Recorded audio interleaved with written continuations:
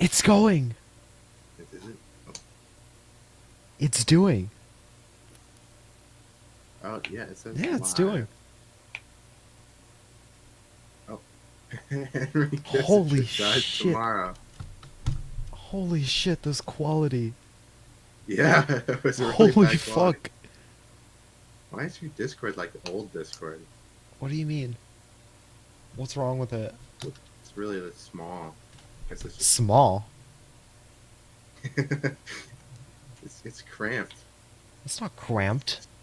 It's just smaller than yeah. Like look, there's no space at the edge of the messages. On mine, it's You're making stuff up. look at.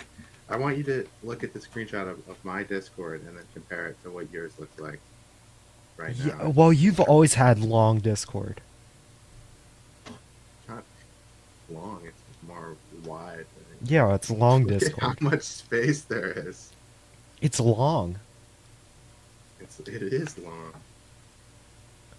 Maybe you just have a smaller screen. Probably. Mm, Um. where All right. is... Oh, no, no, no, no, no, no, don't send that. What? Almost sent the Gonna see wrong it. document.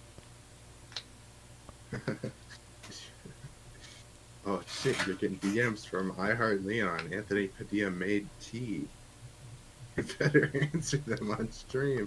Oh, hold on, I gotta get the doc open. Yeah, yeah, yeah. Hyper... So the idea is, we're doing scripts, and then the actual entries Copy? that came out, Copy and of? then Grimace. Why is there a copy? What did I make a copy for? Me probably would be the most No. likely answer. I don't No. remember that happening. No, I'm not talking about Or how about window capture 2. Google Chrome. yeah, Josh Okay. Crow. Oh man. When bored, dude. This. I don't remember what that is. Whatever. Let me send this over. Yeah, yeah, yeah. All of the links should work. I remember checking them. So, So they all have the same title. Well, our examination is different than the examination. no, there's a And couple then, differences. right, yeah, I was gonna say up until, um, Shut up. like after the Looking Glass, and then they're different after that. Yeah. The I mean, last those two were have just changed. placeholders. Found is just the Yeah, last two. Found yeah. is like long as shit. Hold on. Oh, I guess I changed it to Harbinger. Okay, well, Well, whatever. yeah. Yes, I remember that. Yeah. And then it was in the release. Uh, It was Harbinger and Rogue, right? Like, well, yeah. yeah. How many pages we got? And then I guess Lost was the Messenger. I Yeah. don't even remember Fate and Solitude. I can't. You need to send me the document because the quality Oh, I is forgot. I not forgot. I forgot. I forgot. 144p on the stream. So There you go. it's there we go. Grips hyperlink. That doesn't. Okay. Listen, Um. I don't know.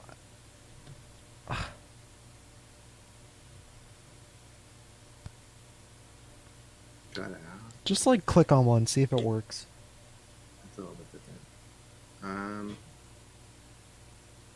Yeah. Episode 1 works. Yeah, they all work. Okay. It seems like they all work. All right. All right.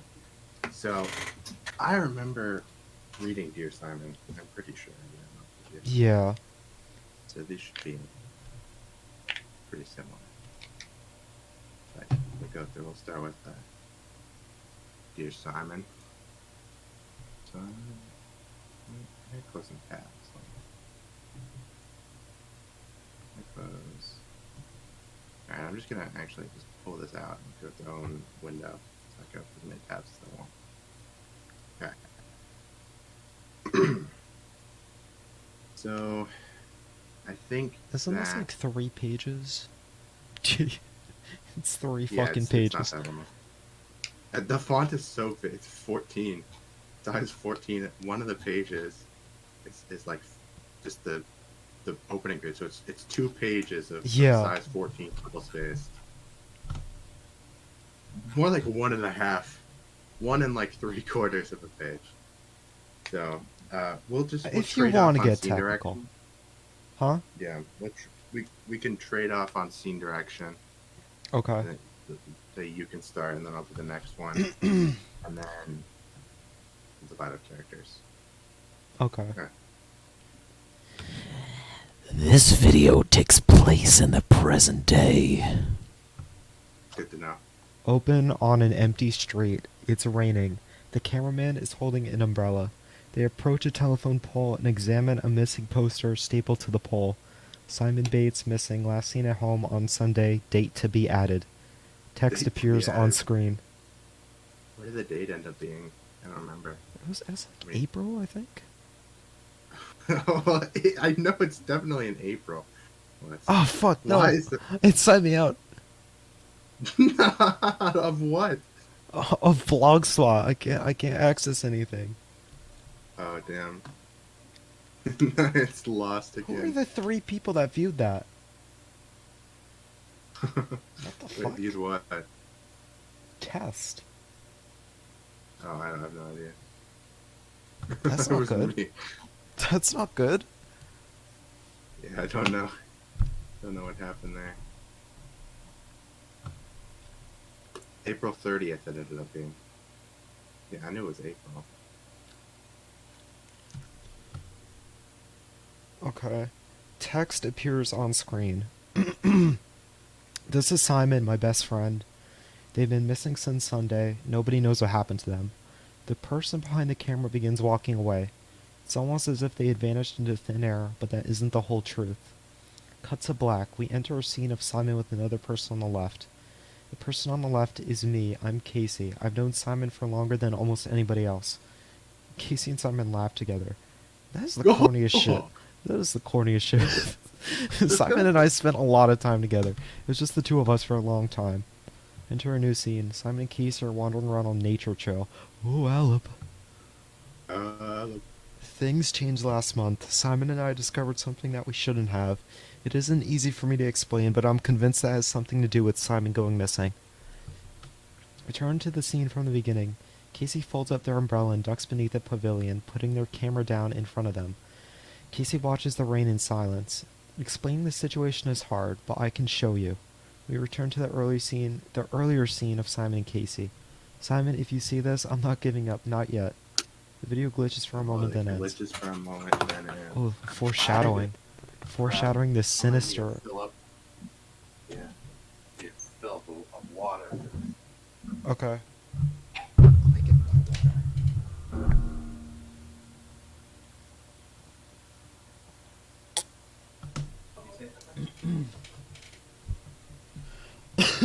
Oh, Alright. What a start. The beginning of an era. I know. The What, best 2 month episode. Yeah. Oh, now it's called Sunday. It's definitely called Dear Simon for a long time. Yeah, I don't know why that embeds didn't update. Yours truly. CS yours truly. Alright, Shut up. birthday. So these are gonna deviate more and more as we get further along. I think the most deviation is probably the looking glass. Or our investigation. I don't know, one of those 2. Yeah, I can't wait to see the Lewis in full script form. Alright. Okay. When you talk about the opening countdown, I just think of like the countdown from the like countdown. It's noise like a from New Year's countdown. 24. Yeah, hold on. I mean,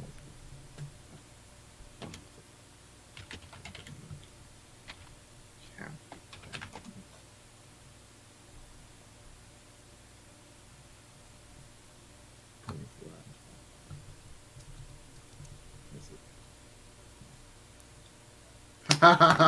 Yeah, this is it.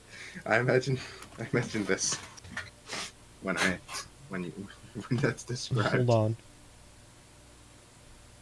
I got this on the stream, right? It's a fucking only 24 hours left. The fucking microwave beep. Yeah, that's the sound. Oh, dude, this I is like that imagine one video my history teacher showed me of like, like counting nuclear bomb detonations, and it does like that beep every time. Yeah. That's what I imagine the timer, the countdown at the beginning of CSyours. It probably would have just been like a text overlay, but I mean, Damn. that would be better actually. It should be like a live countdown to the second. It's just in the corner of the fucking video. It should be the quarter of the video the entire It's time. extremely loud every time it beeps. You cannot hear anyone talk. Yeah. Yeah, you could either go like have a speed run countdown where it has like even like milliseconds on it, and you're like, yeah, eight segments, seven CSyours segments speedrun. Yeah.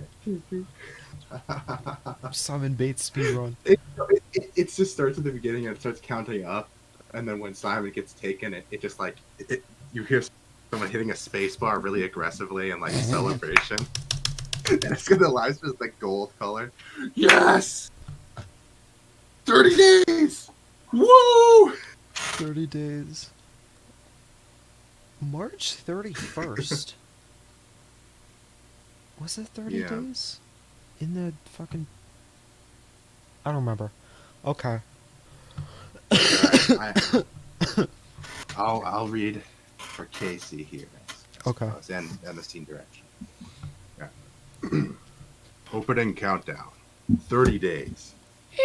Open at Casey's house. They're sitting in front of their computer. Hey, I don't make these too often, but Simon left their camera at my house, and I thought I'd record a little message for them. Here, check out this email I got. This sounds really contrived compared to what happens in the blog. Yeah, it's There's not no immediate great. improvement. Casey clicks on an unread email. The sender is from sb004.yours@gmail.com. This was from the moon setter that we got. See what's the email now? Here's an insider baseball question. What's the 4004? I don't know. Fourth Simon Bates? Nothing. Just I random. think originally he was gonna be like 19, but that was too old. Yeah. What's the 86 in Moonsetter 86? It sounds good. Okay. So it's sort of the Beta 95 approach to Yeah. Actually, he was born in 1986, but he was He was so old. he He's was a fully grown cryogenically adult. frozen in 2004 at the age of 18, and it works out perfectly. Yeah. That's They what they mean unfroze about the mental issues. That's Yeah, what it's exactly. about. Yeah, they read it out. Casey. Dear Casey Taylor, I would like to meet with you at the local community park at 1300 today. I have eternal wisdom of the utmost importance to share with you. Do not miss out on this opportunity, or you will face unforeseen consequences. This is your only chance. Damn. You know the local community park? That's where I Yeah, love to go. I I love to go love to it. local community parks. Yeah. Your secret admirer. Local community park. Military time? Real fancy. I guess I'd better make plans for 1 o'clock. Casey checks the time. It's 12:30. Beep beep. Beep beep. Beep beep. Casey highlights this. Shut the fuck up. Casey highlights the sender's address. Yeah, they're not subtle at all, huh? Let's see what's I'm not getting a going grammar check on. on that. Cut to Casey on a bike. They arrive at the community park. They never told me where exactly to meet them. Casey walks around for a short while, checking a number of locations until they finally head into the nature trail bit of the park. After a bit of walking, Casey hears something from behind them. They turn around to see a pine cone fall from above. Huh? Another noise is another noise is heard from the opposite direction. Huh? Huh? The sound of a twig snapping. Casey turns around in time. In to see time. Simon. You would have completely Just missed in him. time. Just in time to see Simon Would have barreling ran towards past them. him. Yeah. All right, you're Simon. You're Simon. Happy birthday. Are you surprised?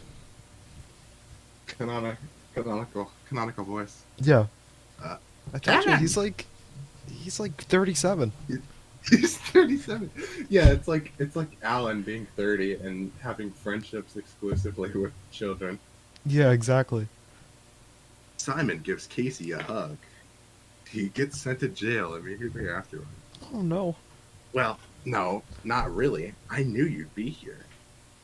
Simon's expression turns from one of slyness. Okay. Sorry, okay, a sly expression to one of confusion. Huh? Oh, sorry. That's you. Huh. But the email. Yeah. It was from your regular email address. Go. His eyes widen. Go. Wait. What? Damn it. Chaos Emeralds. I remember. Hey, I appreciate the effort. It was fun to read. It better have been. I had to learn what military time was for that email. That's the stupidest thing I've ever heard. What does that mean? You had to learn what military time was? Like you didn't know what it was? Simon rustles a bag. That they're holding in their arms. Hey, you didn't buy me anything, did you? Of course I did. Wacky birthday chaos emeralds and whatnot. No, you can't get away from saying wacky birthday Okay. gizmos. Wacky birthday gizmos and whatnot. Man, you're Stupid as who fuck told you shit. you're really good at writing dialogue? Listen, the first draft of this was a sight to behold. This was the last draft. This was the last draft. Can you access the version history with me? Can I? Read the first draft. Yeah. Uh, Come on, I told you not to. I don't care, bozo. Let's go find a spot to sit. I don't care, bozo. The two begin walking out of the nature trail. So, is my eternal wisdom of utmost importance in there? Of course it is, Sonic. It's not a birthday without sharing a little... What is this Forrest Gump-ass quote? This is going on a shirt. This is going on a shirt. This is going on a shirt. Now, son, it's not a birthday without sharing a little wisdom. Fucking Forrest Gump Casey and quote. Simon sitting down. Yeah. Well, I know you're a weird candle guy, so I got you this. You're made of wax and you burn. You're a weird candle guy. Simon takes a I can only imagine this CSyours Beta Male 96. That'd be so fucking man. Beta Male 96. That's a 95. lot. It started at 64, so 96 would be God damn, quite a few. Man, Yeah. Never even got to 69. I was gonna go all out on that. Simon takes a candle out of the bag and hands it to Casey, who examines it. They bring it up to their face and yeah. Oh, Oh, this is nice. Where did you get it? I'm afraid I cannot reveal that information. This voice does fit really well with the It lines does. of dialogue. it does. Oh, the next line though? Simon takes out a case of multi-sided dye. And here's another thingamabob. I figured you want these for your weird nerd games. Plus, they look cool. Hey, it's not a nerd game. If you would let me explain all the rules, I think you'd be into it. Yeah, if I could stay away past the front page. Yeah, I got you some candy. The shittiest dialogue. This The is really shittiest. cartoon writing. The fucking Yeah, if I shittiest could dialogue. say this guy was born in the 80s because this is like He 80s was. sitcom writing. This is Big Bang Theory. It's a fucking sitcom. If I could stay It's away young past the Sheldon. first page, there needs to be a laugh track. That's what it is. I keep imagining a laugh track after that line. I can stay away after the first page. Here, I got you some. Don't accept the candy from the 30-year-old. I took this out because it was so stupid. I took this out of the blog post. It's Simon so takes out a fucking stupid. canister labeled sour candy. They open it and It four was snakes so flies out of- stupid. CSyours candy snake incident. The laugh CS track goes wild. The live studio audience. What? That's not even how the prank works. They're supposed to open the can. You just launched a I fake know, snake. it's so stupid. Oh, sorry, let me do my line. Oh! That's what you get. I told you I'd get you back. It's not my fault that you always fall for my tricks. Yes, it is. They're quite convincing, if I do say so myself. Simon, you've fallen for the same stick of gum trick like 4 different times. Ah! The studio audience goes wild. It's so bad. It's so... Shush. Check out this cool pen. Lastly, Simon reaches This is into the stupid. bag and takes out a cool fidget pen.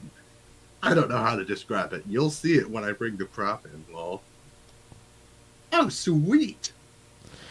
I know you have all... I know you... Oh, I can't do the voice. I know you have a whole ton of these on your desk. I'm here to fuel your addiction. I'm here to fuel your addiction. Yeah. It goes hard. Thanks, dude. Actually, I got you a little something. Casey reaches into their backpack and takes out a gray Walkman, handing it to Simon. That No Walkman costs way. more than all of Simon's gifts for you combined. And it's That's not even true. worth it. That's true. I was at the I was at the antique shop yesterday, and I saw this. And I know you collected music tapes, like a weirdo. So I took it home. Wait, you didn't buy it; you just took it home. Okay. You fucking stole it. You stole a fucking $5 Sony Walkman from 1989. Yeah. Simon This- got a candle, dice, and a pen. That's like what you And get the fucking from- sour candy snake. That's what you get from a That's the worst convention. fucking gifts. That's when you go to like a work outing and what they give you in the bag that they hand you, the swag bag. It's so bad. Oh, a pen. Oh. A candle. Yeah, that's the Oh, worst you got me care good. You got me good. pack. Lead food. You Yeah. got me good. This is awesome. Does it work? Simon pushes a button on the Walkman. A button. It whirs quietly. Yeah, but there's no tape in it, silly. Ah, the studio audience is wild. I didn't see any albums you'd like, so I didn't buy any. I love it. Now I don't have to use that crummy boombox anymore. What the? When I is this don't- story set? It's so the worst dialogue. The fucking worst. It's a. Cassette listeners now don't use boom boxes and Sony Walkmans, right? They have like cassette players that they make in the modern is era. a cassette player. Yeah, I know, but are people using Man. original Sony? Whatever. Casey stands up. Want to go get lunch?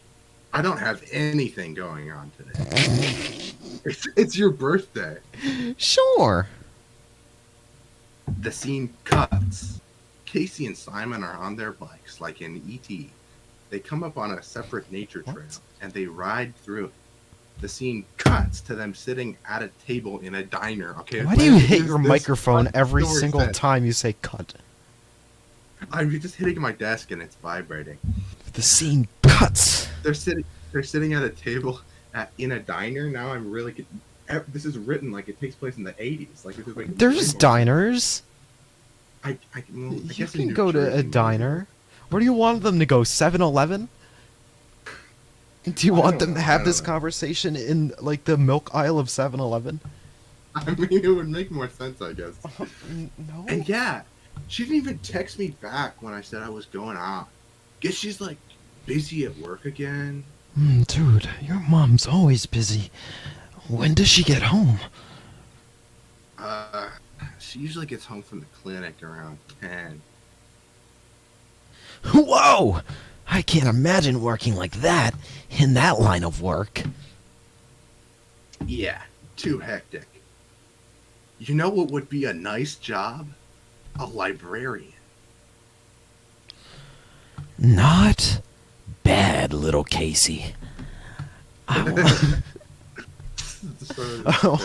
I want to be like a paranormal investigator, maybe. That'd be so cool. That's so cool. Is that a real job? Oh, definitely not. But it would be awesome if they were real. I bet it's easier than nursing, at least.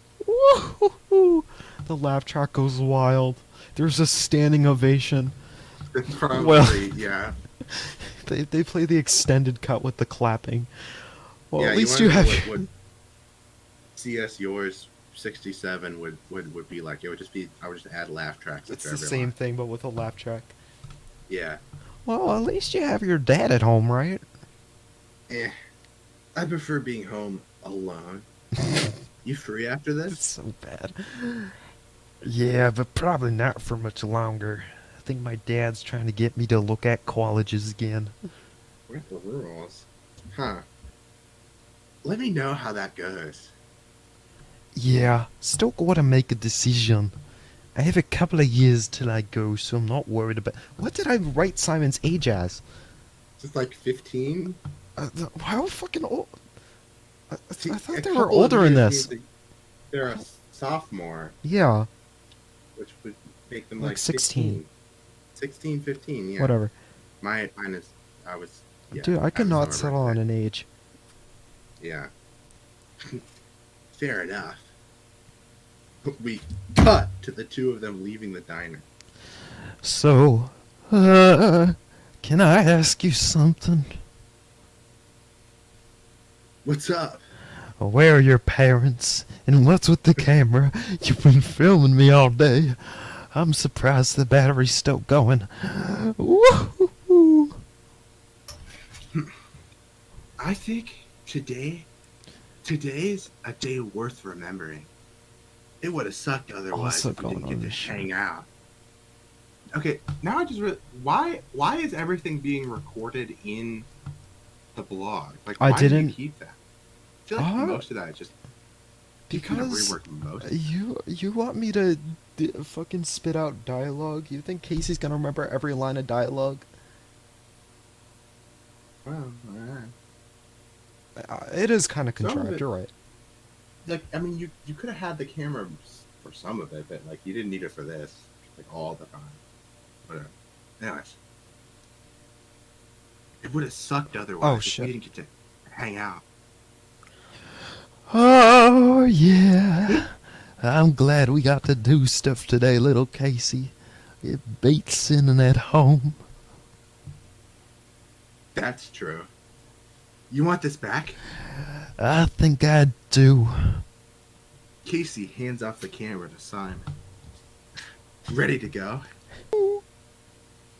The two get on their bikes and leave, and then leave the diner. Okay, I'm not sure. Okay, sure. On their way. What? They just on their- left the what? Up here. They didn't say Up what. here it says leaving the Wait, what? Okay, hold on. I got it. leaving We the cut to diner. two of the- leaving the diner, and then they stop like before the door, and then they get on their bikes that are There's like inside. people trying to get in. They're just standing in front of the door. Why are you recording? What the fuck are you doing? Why are your bikes inside the restaurant? Oh shit. Maybe it's like an outdoor diner. I don't know. Yeah, I don't know. When they exit the forest, Casey abruptly brakes their bike in front of Simon, causing a collision. Whoa! What happened? Why'd you break? Oh, there's a hole in the bag. The candle you gave me fell out. Gah! Oh! Do you want to go look for it? You probably hit a branch somewhere and tore open the bottom. Yeah, I'm gonna go check for it. But if you gotta be home soon, Simon gets off their bike. Ah! Don't worry about it. It won't take long. hurt you to get off the bike? If you say so. Casey and Simon begin walking down the trail. Simon points the camera at the far end of the trail, where we see a path diverging from the main stretch of dirt, partially covered by shrubbery. Shouldn't take us too long. To be continued. Credits roll. Yeah, to be continued. The video ends. The countdown comes up on screen. That's birthday. I can't wait to see Oh, the mirror. the whole Vesper scene because it wasn't that great when It I wa- saw it the was not draft of good. it. So I can't wait to see. It wasn't too hot. Oh, listen, at this point, he was Yeah. still like a white bodysuit with chalk smeared on him, so it's not gonna be too great. Take a bath in chalk. Yeah, I was gonna buy like I black would- chalk and like Were you smear gonna it buy over the eyes and the nose, which was in hindsight would have killed somebody.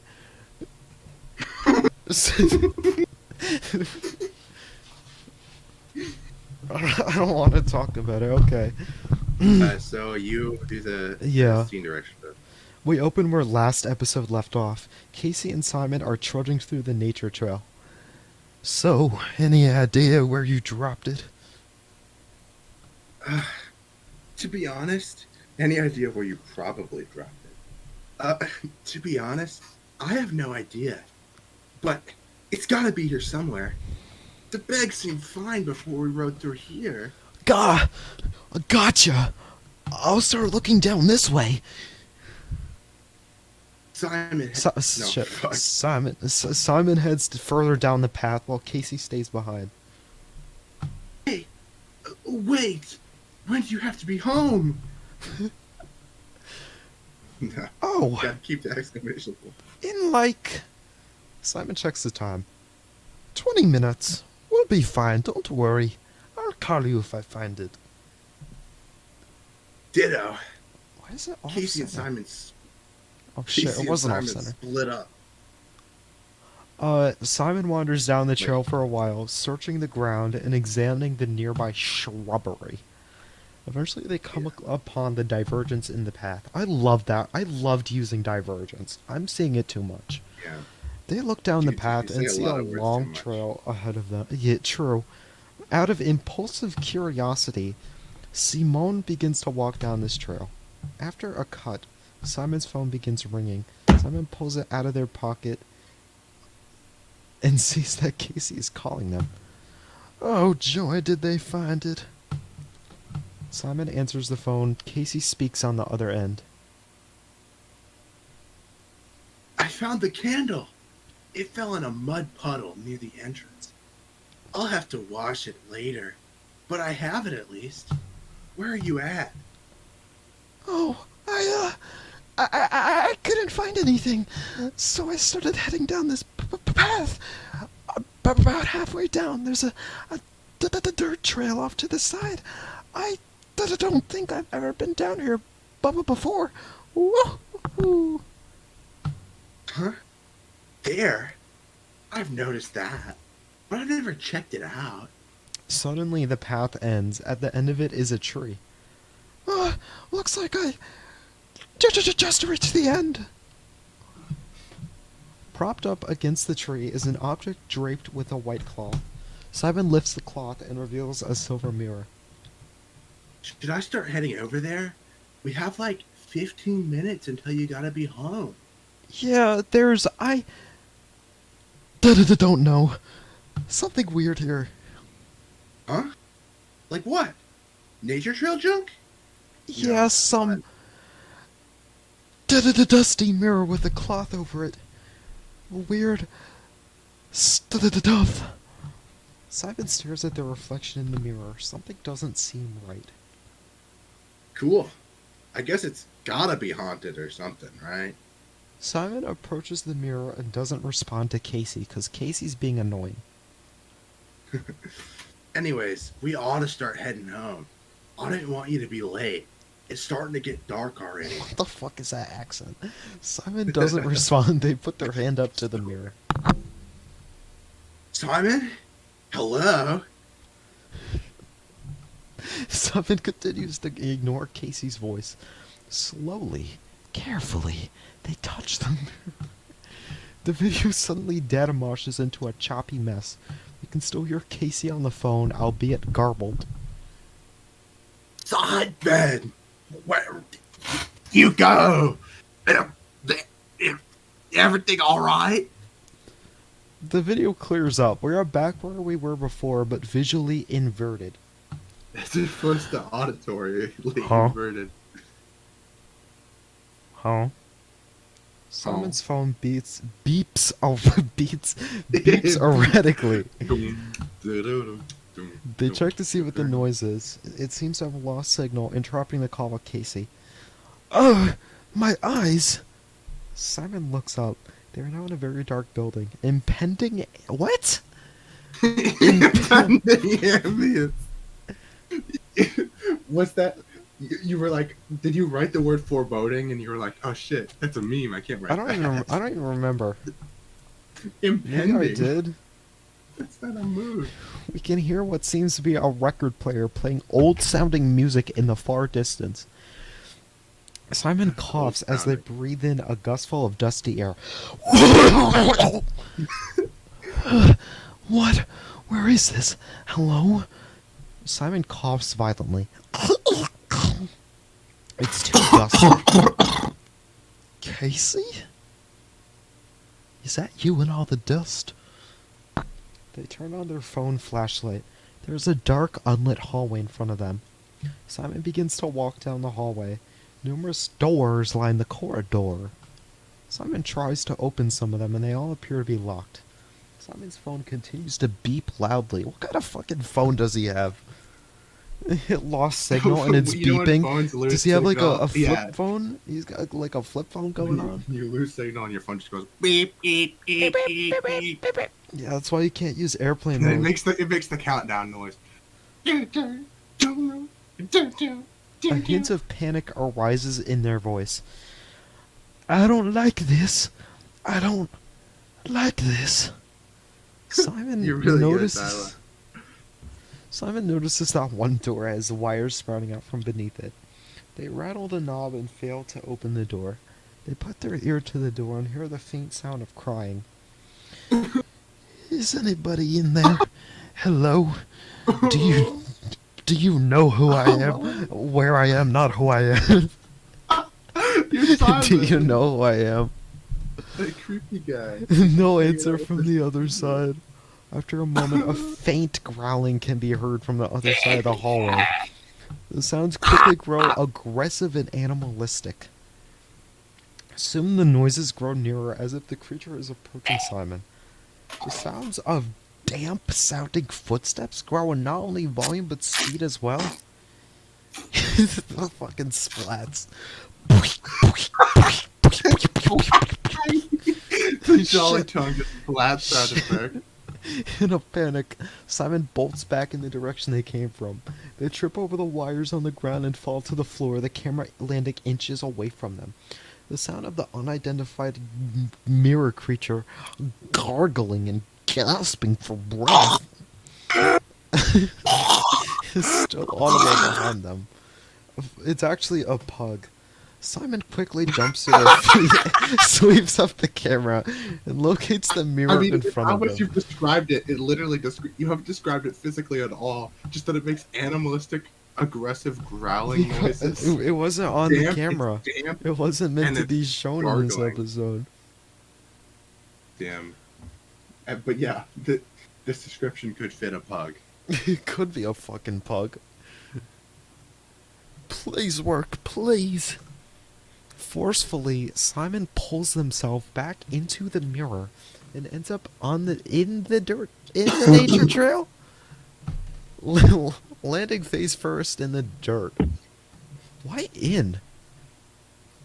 Back in the nature. Like trail. clipped through the I don't know, floor.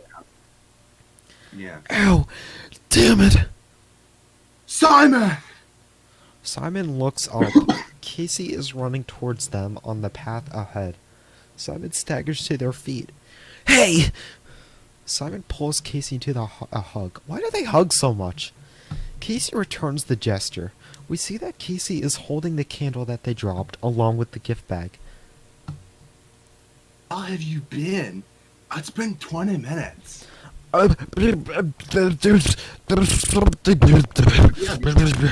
Simon stammers nervously. Huh? Calm down, man. Here, drink some water. Casey pulls a water bottle out of their backpack and gives it to Simon, who sips the bottle. Casey gives Simon a moment to collect themselves. So, what's going on? I don't understand what you said before. There's something in that mirror. Huh? Casey looks at the mirror and then back at Simon. You're not hurt, are you? I came over here and I just saw you laying face down in It the really dirt. is a fucking Disney Channel sitcom. I don't really know what just happened unless you tell him. Wait! The camera! I recorded it! Recorded what? Just This- look at this. Casey hands us... Casey... Fuck. Simon hands the camera off to Casey, shutting it off in the process. A moment of black reflection before we cut back in. Simon is back behind the camera. Casey stares at the ground, confounded. Simon. Casey diverts their stare to the mirror. I don't know what to say. Me neither. But we need to leave. Casey stands up. Simon follows suit. Are you okay? I know you're afraid of small dogs. I'm fine, man. Are you okay? I'm fine. I don't think that pug laid a paw on me. A moment of silence between the two as they walk down the trail together towards the main path. Let's just get you back home. Okie dokie. As Casey and Simon approach the end of the path, Simon looks behind them. For a moment, it seems as if a figure is standing behind them on the trail, accompanied by a massive shadow. Slender Man! Music can be faintly Yes. heard in the distance. Neither of them seem to notice it. Holy cow, it followed them home. That Yeah. sucked. Alright, that wasn't. I think Paranoid changed a lot too, but I don't remember. I think Paranoid is in the mirror instead of in the shed. Yeah. Opening That's the countdown. only change. We open at Simon's house. They are sitting and watching TV. Suddenly their phone dings. Ding! They pick up their phone to check it. After reading the message on their phone, Simon shuts off their TV, gets up off the couch, and grabs the camera. Local pug breeder arrested. Right before leaving their house, Simon walks by the window, where we briefly see a silhouette of somebody standing outside. Simon notices this and checks once more, only to see that nobody is outside. Let's talk practicality. What were you planning to do for this? Limus. I think that I'm imagining the heathen is looking like, you know, the profile picture of Busted Willie. Yeah. Are Yeah, you like that. fucking kidding me? Hold on. Let's divert the stream over to the profile picture of Busted Willie. Yeah. Oh, I wish I could like expand it. You see that there? The fucking banana TikTok. Yeah. Vine, Yeah, not let me see if I TikTok. can just get a feel. Yeah. Oh, let me see. Let's see if it's in the shape message. I thought I saw it in like this. All right. So, Simon leaves the house. Simon makes it to the library on their bike. They Why did I notice a capitalize certain that? bike. Because you were trying to do like script stuff where you just capitalize locations, I guess, but I'm not even sure that that's the rule. A certain bike amongst the others at the bike rack, and they park their bike right next to it. Why are you writing this script like it was a book? A certain bike? I mean, you should just say it's Casey's bike. It's not Cause like a I don't, story. I don't, I suck. Yeah. Also, yeah, bike shouldn't be capitalized. I mean, Casey's bike should be capitalized. I just capitalized it. Oh, okay, good. I thought I was like, I don't remember A that being certain bike capitalized. amongst the others. Others at the bike rack, and they parked their bike right next to it. They parked their bike. Is that the terminology? That's what I we guess. say. Okay, I'm not a biker. Maybe it's a dialect A thing, bike. but that's what we say. Simon enters the library and wanders around for a bit. After a while, they find Casey sitting at a desk in the study area. Hey! Simon looks up, having not noticed Simon before. Oh, there you are. Simon takes a This seat. is a fucking next to Casey. Smosh video. Shut Are you up! doing okay? Shut up! Yeah. Everything going good with you? Yeah. I'm doing alright. A moment of silence between the two. Why did I write that line like that? Why did I... What the fuck is... Why did I write this like that? I was thinking about last night. About what happened. I told you don't want to talk about it, Simon. What the fuck? Why did I write... What the fuck is... Why But did I was... Casey- First of all, it's not Casey's position to say that because it happened to Simon. And second of all, that's I told you don't want to talk about it, Simon. I told you... I fucking... Casey's kind of a jerk. Yeah, Just really, in general. Yeah. But I was thinking that we should go back there and check it out, you know? We don't have to go in it, but... Simon, I said no. We're staying away from that thing. That's that. Casey, my dear brother in Christ, will be at a safe distance away from it. It's not a big D. We're not gonna risk anything. That mirror is dangerous, and I'm not gonna let you get hurt on my freaking watch. I want to pretend that it didn't happen. That is that. That's the end of it. Fine. A moment of silence between the two. So, you hungry? I'm a little peckish. You want to go get some lunch? Yeah, I was hoping you'd... What's the fucking anime dialogue? It's like a fucking Pokemon episode. That sounds amazing! Casey and Simon get up and leave the library. Then we cut to a shot.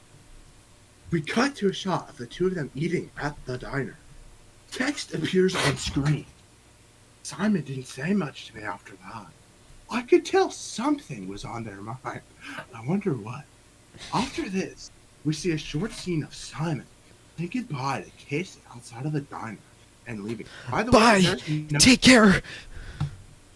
being that this is, there's no What? explanation given as to why Simon is recording this. Like, the last one, you had a whole conversation. Yeah, And then, yeah, I didn't have justification.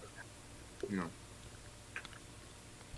being that this is Simon's camera, after all, I have access to a bunch of videos that Why is I've this space like never that? seen before. Oh, that's why. We are now in Simon's room. Simon is packing a bag with various supplies that may indicate that they may not be back for a while. Ideas, flashlight, food, bottles of water, bandages. This next clip is from later that same night.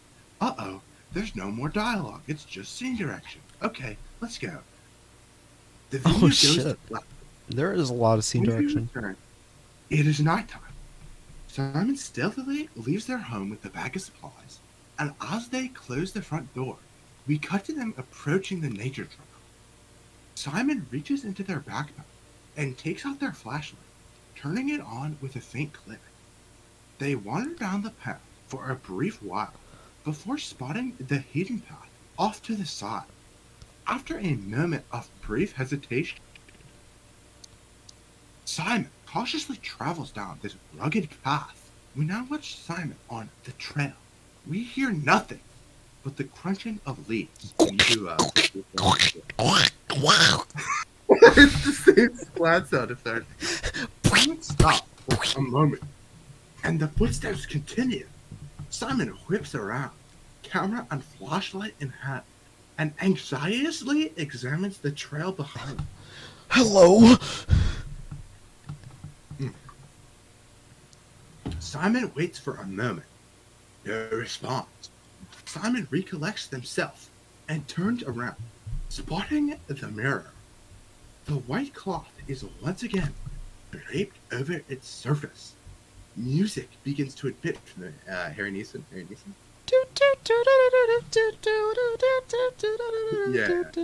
They approach it slowly at first, unsheathing the glass from its protective cloth. And staring into a familiarly broken reflection. What were you gonna What do? kind of What was fucking the line effect? is this? What effect were you gonna do to their I reflection? don't know. I didn't have any ideas. I was just gonna Simon rotoscope pushed his like hand. some weird like ripple effect or something. I don't know. Like a Mario 64 painting. Yeah, that actually, yeah, that's a good, yeah. Simon puts their hand into the mirror and it's pulled through. It's pulled through. Simon What? trips as they enter, That doesn't line up. catching themselves in the process. They're still on the nature trail, albeit inverted. The music continues to play softly from a distance. Simon looks around, nervous. They click their flashlight on, but the light is much fainter now. Damn it! The batteries. So you packed a flashlight. Why was your flashlight almost dead? Because Simon's convenience. Simon reaches for their phone and tries to unlock it, but it won't turn on. It doesn't even make a beeping noise every 4 seconds. Anxiously, they turn the night vision filter on for the camera. Spooky. Simon begins to walk down the trail. Hello? Anybody here? Simon nervously surveys the area for any sign of life. Soon, they reach a dead end. This... No. The path doesn't just end. Simon backs up before turning around and falling to the ground. In front of them is the heathen, a being made of shadows with several long legs. How many is several? It has two Like piercing 4. white eyes. So it's the guy from our profile picture. No, it is not. Eyes that stare at Simon That's a As they horrible stand- analogy. as they stand motionlessly. There's the Looking Glass ad. Wait, what do you mean they I thought they fell. They fell to the ground and then they stand motionlessly in front of the entity. I probably got up. I don't know. Alright, keep going. I gotta tighten my mic. Mic stand. No, not you again. You're not real. You were never real. Simon hears the familiar animalistic sounds of aggression from afar and rushes to their feet. Wait, so they weren't standing. Oh wait. staggering away in panic and fleeing into the forest blindly. No, no, no! Where's the mirror? Where's the... Simon slows down and realizes they are back in the old building from the Whoa, previous it's like video. it's like Tribe 12 when he's running on the boardwalk and he goes different locations. 1 sec. What?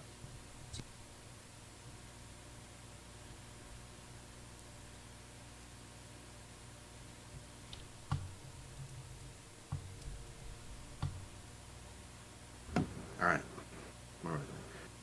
Simon spots the mirror at the other side of the hallway, and hold on. Simon slows down and realizes they are back in the old building from the previous video. The feral sounds behind them seem to have ceased. Sorry, I clicked off. No, no, no! Simon spots the mirror at the other side of the hallway and rushes for it. They grow visibly distressed when no escape is offered to them. What does that mean? It means the mirror didn't work. Well, I could have just said that. Yeah. Simon sinks to the ground, defeated and half crying. Can you do half crying for me? Suddenly, they hear another animalistic sound. I know these sounds sure are animalistic, huh? Not like the one Simon has previously heard. This time, it sounds serene, almost comforting. Holy fuck. It's... what the fuck is that? Yeah. Yeah. What the fuck are you doing? It's an animalistic sound that is serene.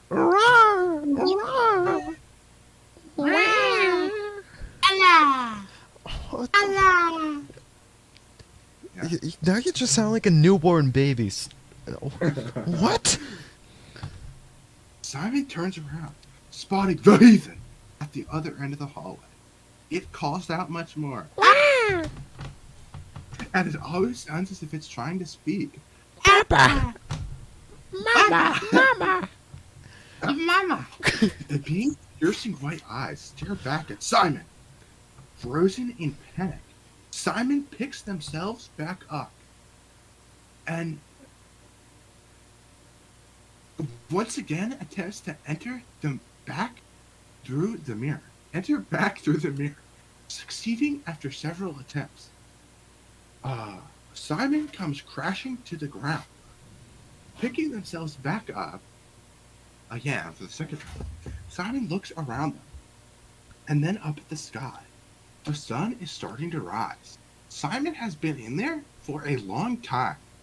Panting, they check their pockets, making sure they didn't drop it. They reach into their bag and pull out a water bottle. Simon takes a swig of water and clears their throat. Simon takes a moment to catch their breath.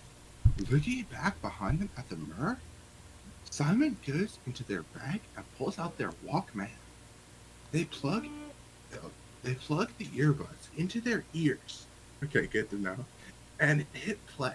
Turning back around, they walk back down the trail, presumably back home. And then the end credits.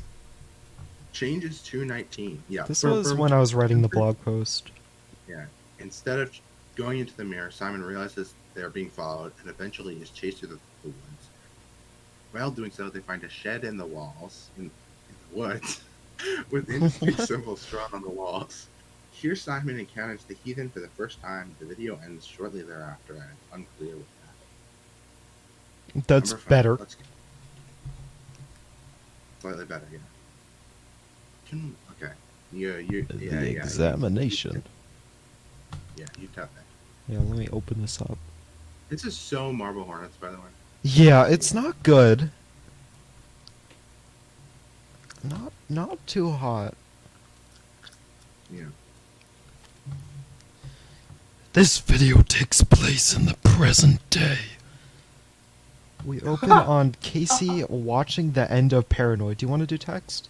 It's technically Casey. Yeah, but it's screen direction Might as well. far as I go. Text appears on screen. At this point, I'm more concerned for Simon's safety than ever before. I'm gonna read this whole thing. Casey is now walking in a park, the same park shown in Birthday. They find a This Simon is Bates missing poster stapled to a telephone pole and tear it off. Fuck you, Simon. You don't deserve to be found. They turn around and walk away. Simon has always been impulsive, but the fact that I never even learned about this worries me. In a new scene, we watch as Casey makes numerous photocopies of the missing poster. Casey observes silently, presumably from the corner of the room, in darkness, while wearing a hoodie. I don't I understand think this. Did this- they not like have the file for the poster? They had to copy it. I mean, it said in Sunday. It says it's like there's school IDs, so just like go on the school website. I don't know. Yeah. Actually, I don't think schools do that. I think this occurrence made everything start to get worse. Simon was not well. They hadn't been for a Occurrences? long time, but they were starting to get better after this. We returned to the park where Wow. Casey So you're saying Simon staples. had a relationship with some sort of creature while he was in a mental hospital? That sounds an awful lot like a character from Marble Hornets named fucking Tim. Oh! Haversack is his name. You're right. But also, I changed it a little. But you're still right. We return Yeah. to the park where Casey restaples the poster to the pole and pulls a whole fucking stack of missing posters out of their backpack. Oh, you don't need that many. You don't. It's not bringing your buddy back, bro. Soon enough, they begin to sink back under the surface. Casey wanders around the park with the posters in hand, stopping to ask a few people if they know who Simon is and if they've seen them. This was going to be the only time I appeared on camera. All of these people react Damn. with disinterest and indifference. Leave me the fuck alone. Chelsea foreshadowing? Maybe make her be one of the people that Casey stops to ask. Also, that's not that Yeah, who is character's this? name Who is anymore. That's a season Yeah. 2 character. That's not their name anymore. Are they an F character now or fucking? I don't know. Huh? Probably called like Mr. Viola or something. No, their name starts with an R now. At this point, Oh, nothing yeah. I'm doing is enough. Casey crosses the street and begins walking down the road. I decided to go scout out the nature trail. I wasn't sure what I would find, but I was ready for almost anything. Casey stands at the entrance of the nature trail, hesitating for a moment before they step onto the trail. They wander around for a while before coming to a tree and noticing a crumpled ball of paper that sits at the foot of it. Reaching for it, they uncrumple it and see that it is one of Simon's missing posters. This video would have really sucked. It would be so boring. Yeah. Oh, the blog post is still boring. But it would be worse Yeah. as a video. Casey realizes that the Yeah. poster must have been torn off of the tree. They pocket the ball of paper, staple a new poster onto the tree, and continue walking. Casey reaches the divergence from the main path in which the mirror is located. They head down it, and after a while they hesitate. Faintly from afar, Casey can hear music. It's the song of the heathen, bro. Yeah. They further approach the end of the trail and find the mirror. Somebody has been here before Casey has. The stained white cloth is draped over the mirror once more. What? Huh? What if someone was there? Wouldn't the white cloth be? Whatever. Casey I don't know, unsheaths the mirror and kicks it. Oh wait, no. Oh, that was my foreshadowing. Cause Lewis like straight up takes the cloth in our investigation. Oh. Oh shit. Oh, I forgot to write in the messenger that he puts the cloth back on. Oh well. Plot hole. Damn. Casey unsheathes the mirror and kicks it softly. Nothing happens. They nervously touch it with their hand and still nothing happens. The music, though still very faint, can be heard a bit louder when Casey presses the camera against the mirror. Allah bibida boopa, skibbity papa, the heathen in here. Suddenly the music stops. Casey backs up from the mirror. They listen for a moment. The music begins playing again, but this time not from the mirror. It seems to be coming from just off of the trail. Casey decides to follow it and discover its source. After wandering for a while through the forest, Casey comes across a deserted building. Growing increasingly paranoid, they check behind themselves to make sure they are not being followed. Is this it? You're cutting out a little That's bit. like your one line. The build. Oh, I have a couple. oh, I am. Can I turn myself Yeah. up? Am I up all the way? I am up all the Let's do way. it. Let's do it. I'll just try to- a delay check.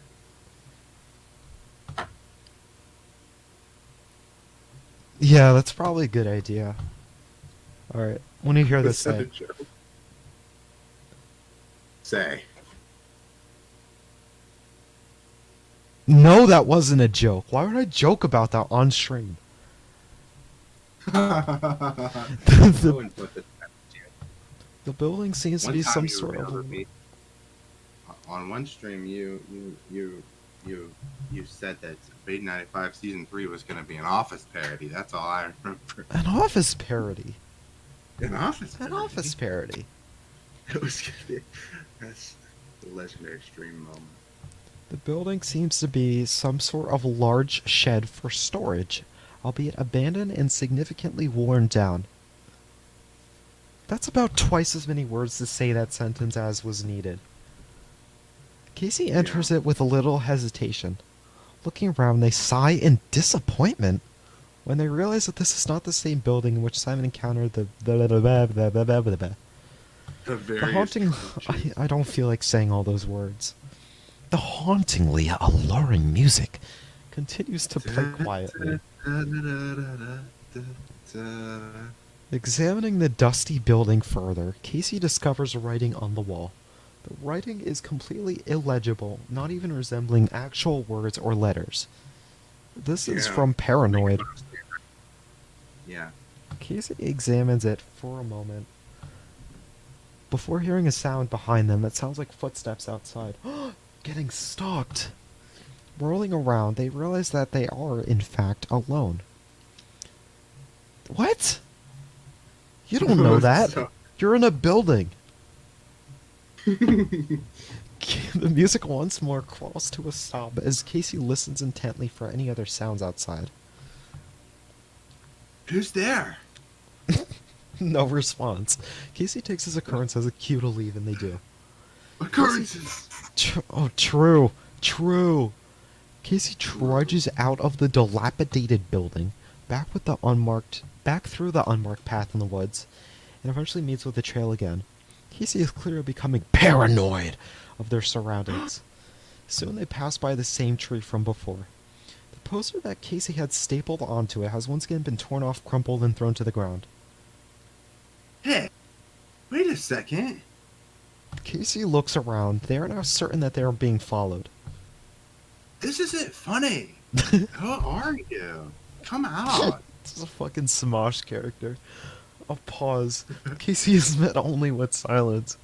They sigh angrily and pick up the crumpled ball of paper, pocketing it. They staple a new poster to the tree in place of the old one. After doing so, they look around carefully, expecting to spot somebody. Soon enough, Casey heads out of the trail and back onto the street. I didn't find anything, but I think that somebody was following me. We watch Casey. Why did that throw me for a loop? We watch Casey walk home, occasionally checking behind themselves as if they were expecting to see somebody following them. Oh, t-shirt. Maybe I'm becoming the T-shirt. paranoid one. The paranoid. Am I in 3 or 4? Paranoid I don't android. remember. True. Soon Casey returns home and locks their door behind them. Great video. Great. There's no video ends at the end. It just ends there. Great video. Oh, dude, Roll credit. I don't want to fucking read Solus. Listen, Oh. Solus, the dialogue, the fucking dialogue is the worst dialogue I've ever written, ever. There. Okay, now we're getting to something good. I got the No, finger we don't have to. I'm Okay. reading it. All the others have just been boring. We gotta get some meat. We open at Simon's house. In front of the camera is Simon's phone. Simon is off in the distance, lying down on their bed, face down into the pillow like a dead body. The phone fucking rings. wave lights are going off. And we saw, ooh, ooh, ooh, watch da da da da da da da. Yeah, the rainbow lights fucking dead. The phone rings, and we see that Casey is called. Simon does not pick it up. It is now nighttime. Ooh. Yeah. Simon fixates the camera to a full view of the room, and especially their window. Simon then gets under their covers and goes to sleep. An unspecified amount of time passes. Simon is fast asleep. Suddenly, we hear something in the distance. Faintly, we hear the heathen's music. Ooh, ooh, da, da, da, Oh, da, baby, da, da, give me da. one more chance. Simon stirs. The music dies down as Simon starts to get up. Getting out of bed, Simon checks the window in their room. Nothing is outside. Simon sits back down on their bed and sits in silence for a moment before we cut to another point in time. We cut to another point in time. Jump scare. It's morning now. I was sipping water.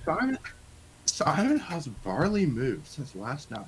Are you Their okay, alarm bro? clock buzzes loudly. Ding, ding, ding, ding, ding, ding, ding, ding.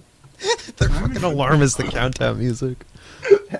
Every electronic device makes that Every noise. instance of music is the countdown music. Yeah.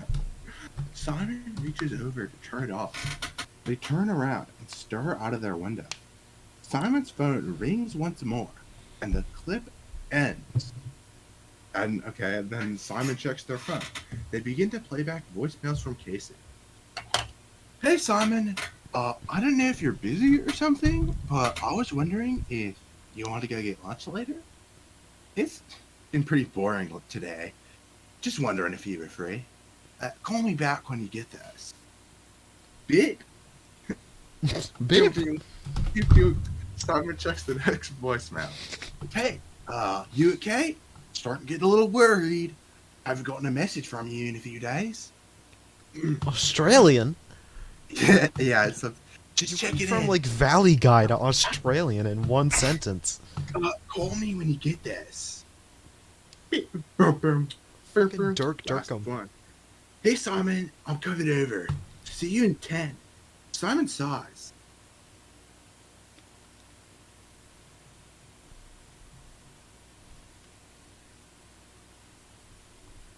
Hello? Oh, fuck, Simon they cut out. sighs. Oh, No, I'm here. okay.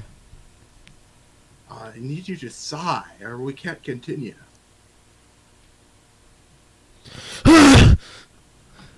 We hear the front door open. Casey calls out. Simon! It was fu- That's the stupidest shit I've ever heard. Summon! I'm from afar. Imagine Jack. entering someone's fucking house. Jesus, Simon doesn't. Simon doesn't respond. Casey enters Simon's room. Hey, what's up? Nothing really. Well, Casey sits down next to Simon. I came to see you because I wanted to make sure you were doing okay. Is something wrong? Simon doesn't respond. Casey looks Simon narrowly in the eye. This reads like a Wattpad story. It's not good. Yeah, It's really not good. yeah. My Casey X Simon fanfiction, bro. Simon. Don't say that. You wrote it. That's not what it's supposed to be. Just be honest with me. What's going on? I can tell that something's bothering you. Don't just tell me nothing's going on. I can tell when something's up. Something is obviously wrong. Casey, stop it, okay? I'm just going through some. I don't know if you would understand it. Casey Simon paused to process Simon's words. What? What do you mean? It's like I feel all anxious and paranoid all of the time. And though nothing really out of the ordinary for me, but it's getting really, really bad. I can't sleep soundly anymore. I hear sounds outside. Sometimes I think I see stuff. I don't know if things are really happening or if I'm imagining them. I'm sorry, dude. I'm scared to leave my house, Casey. I'm afraid to really do anything productive, to tell the truth. It feels like I'm spiraling back into another mental rut. You know how I felt. JFK. You remember how I felt back then? Yeah. It's starting back up, and I don't want to go through all that again. It's just hard to distinguish dreams from reality. Everything's a big floppy myth. A horrible, lonely feeling. Simon, Casey chooses their next words carefully. Simon, I don't know how to make anything go away, but I do know that you're the bravest person I know. Always have been, to be honest. For as long as I've known you, you've always been willing awful to fucking do dialogue. things that I'd never be able to accomplish. You've got more determination than I could ever dream of having. And hell, dude, you've helped me through the worst of it too. I can't even imagine where I'd be if I didn't know you, dude. Ow! Arm. I'm sorry, Casey. I might not be able to make things go away, and I doubt I ever will. But maybe, you never know. But no matter what happens, I'll be here with you, man. You mean a lot to me. Why'd you say it like This that? is like the ending of a High School Musical movie. I know. It's bad. Casey stands up and gives Simon a fist bump. Hey, sounds good to me. You want to do something? Well, not really. I don't really feel like going out. You know what'd be cool? What? We The had a- fucking terror in that delivery. What? What? If we had a sleepover. Oh, dude, you gotta stay over. It's been like 4 years. Cool. What are with these Is your spaces? dad home? Is your dad home? Don't think I saw him when I came in. No, I guess he's not home. I don't know. He probably left yesterday. I don't think he'll be back for a while. You know how he is. Yeah, your dad's tough. Simon stands up. Wanna order a pizza? Sure. And then they walk out of the room to order a pizza on the family landline. It's the 80s. It's the 80s. It's the 80s. Are you gonna make me talk to the guy on the phone again? You bet, bro. Alright, thank God that's done. That's a rough one. Now That's a it's rough time to fucking drive. The catalyst. really get going. Now we're getting into the meat of it. Morgan's still at work. Oh, it's you. Oh boy. Oh boy. Oh boy. Oh my God, I forgot there's a reference to the fucking Slender Man video. Oh, nice. Look, first fucking Simon line. Hi, baby. It's so fucking stupid. We pick up where the we pick up where the last video left off. Simon is sitting in the front room looking out the window. Casey must have left. Simon's like a fucking dog. Simon notices somebody outside and Casey walks in with an extra backpack in hand. Howdy, home invader. Stop stealing my refrigerator. Hey, ya hungry home invader. Stop raiding my refrigerator. Got everything you need? Oh, yes. cool. Pizza guy should be here any minute now, despite the fact that you just walked in through the door and you would have seen him. This is so The stupid. doorbell rings immediately. You should be here any minute now. Dig, dig, immediately. It's a fucking sitcom. Yeah. Oh, can you get it? I'm shy.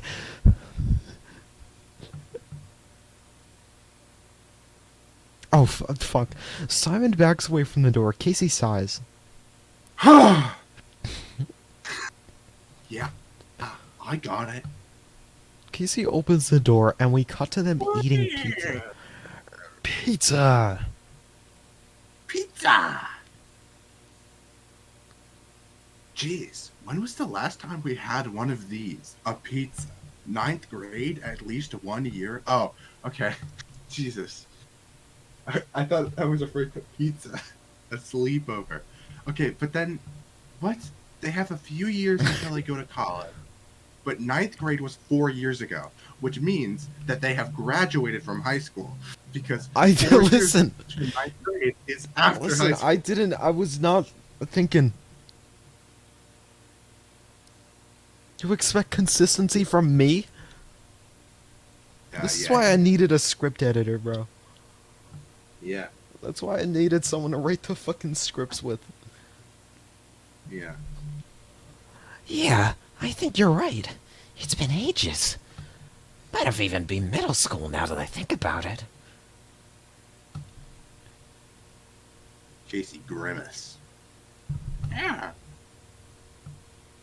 Casey, sorry, you're supposed to read this, but Casey. Oh shit. Grimace.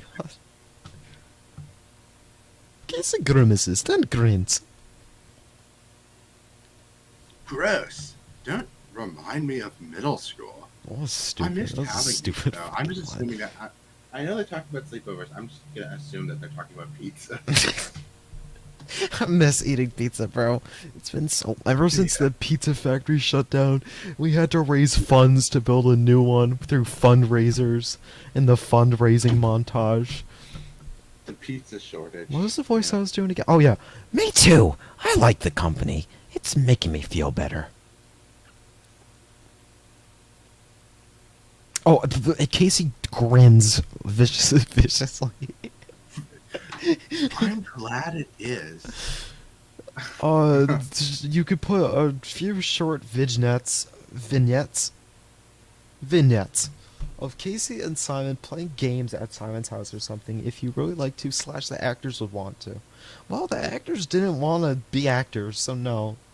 It is now nighttime. Casey and Play like Simon... Connect Four, Guess Who. Operation. Casey, guess who I am? It is now think we nighttime. really have to- You think we really have to film every match? Not like we're uploading this anywhere. What fucking game are they playing? I know it's chess on the blog post, but Yeah, they're playing Snakes and Ladders. We totally should, though. We gotta put these online. Me and my friend in Snakes versus Ladders. I didn't know. Hey, look! I win again! Your snake got stuck on the ladder! Huh? Casey constructs the instruction book. Consults. I'm pretty sure we're playing this wrong. Definitely, because Snakes and Ladders has no skill element to it. It doesn't matter. Let me have my victory. You've beat me 3 times in a row. So, get good. It's fucking Yeah, Snakes fair and Ladders. enough. Get good at Snakes and Ladders, a game where you roll dice and do nothing else. Casey gets up. You tired? Yeah! It's pretty late. 2. There's like a clock in the background. It says like fucking 7 p.m. And the clock's going ding ding ding ding ding ding. It's fucking everywhere in every single scene. I was thinking about going to sleep soon. Yeah, I'm pretty sleepy. Simon picks up the camera. The two of them begin heading to Simon's room. You can have my bed, I'll take the floor? What? Nah. It's your room. I'll just get comfy on the floor. You always pick the floor. What does that Yeah, line because mean? we're- What does that line mean? What? I love sleeping at the floor.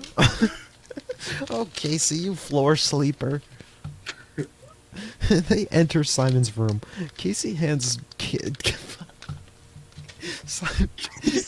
hands Simon hands Casey a blanket and a pillow. Alright, now that I'm holding this blanket and pillow, I'm gonna go get changed. Be right back. Okay.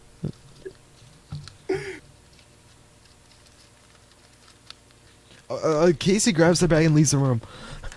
Simon takes the camera and places it in the same fixed spot that it was in Solus, in which we get a full view of the room.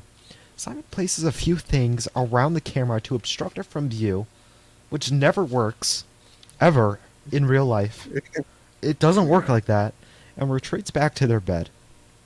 After a brief cut, Casey re-enters the room, wearing a blue and white striped nightgown with a hat and a candle holder. The bubble at the end of it. The lights- And so wait, so I actually did go into the room with holding my pillow and blanket to change the entire time. Are you fucking kidding me?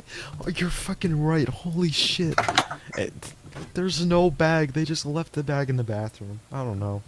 Yeah. Do you need another blanket?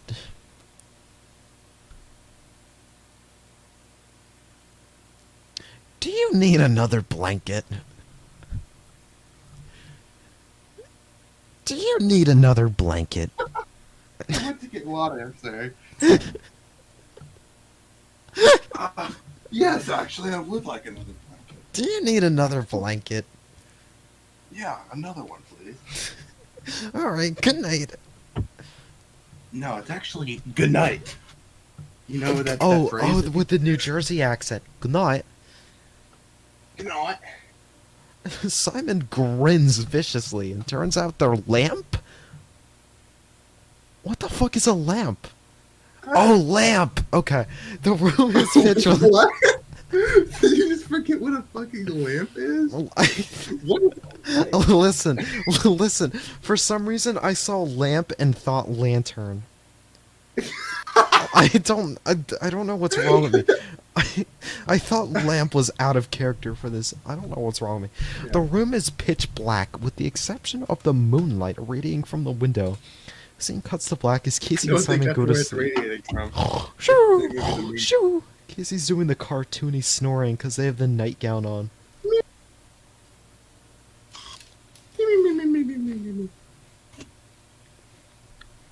Hours have seemingly passed.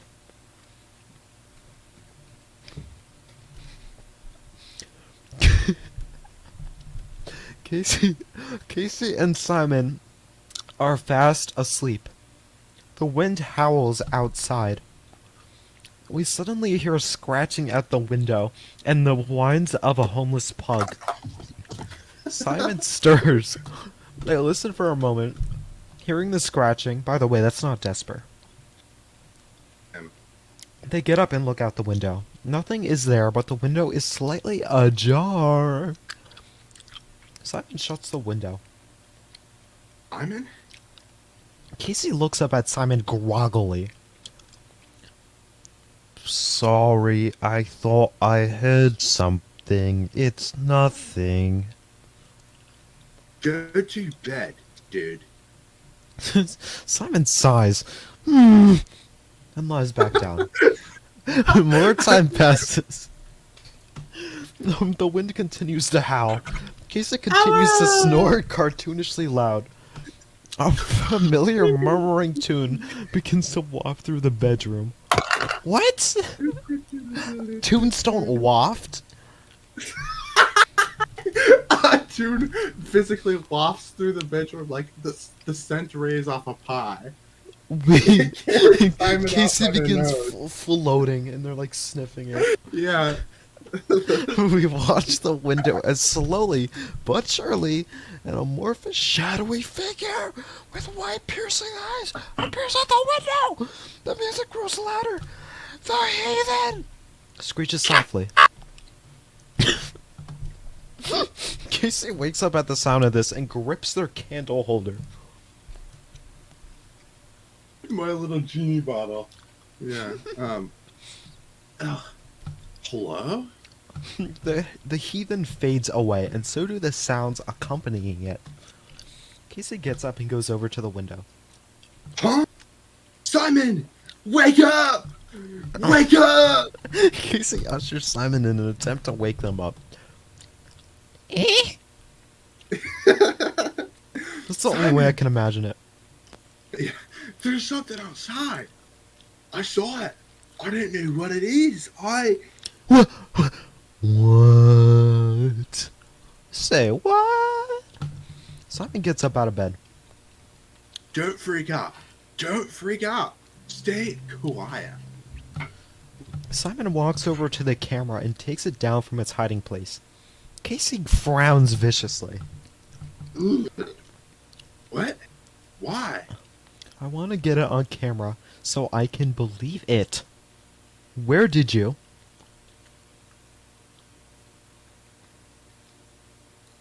Where did you?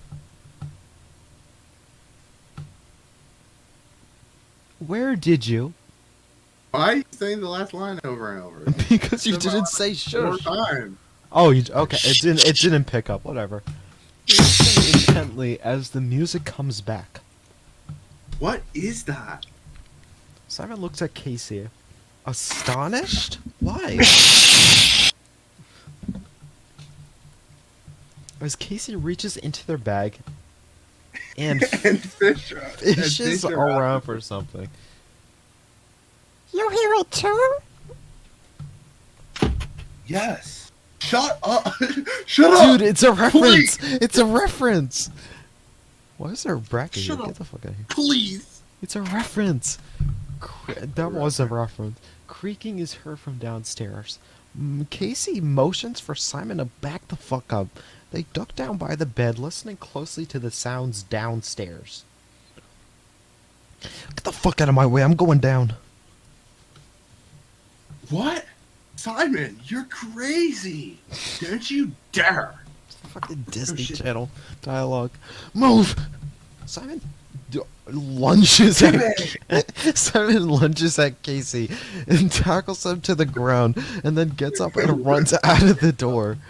They quickly examine each room of the house, like that one Tribe 12 video where he stabs the bush, before hearing the heathen calling from out back. You, where are you? Simon heads out into the backyard. They I imagine briefly it'd be some of the same like cadence of the update where it's like The birds. Where are they? Probably. Simon heads out into the backyard. They briefly survey the area before setting the camera down on the back step. The music slowly fades into a somber track commissioned by They Might Be Giants.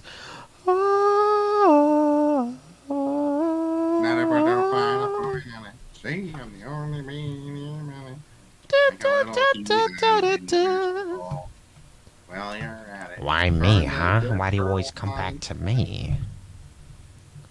The heathen appears in front of Simon. Simon is knocked onto their back by the force field around the heathen and staggers backwards against the wall. What wall? Okay, I guess against the wall of their house, whatever. Face to face with the entity. You're not real. You're not real to me. You don't hurt. You can't hurt. Simon buries their face in their arms, curling themselves up defensively. The heathen moves away from them.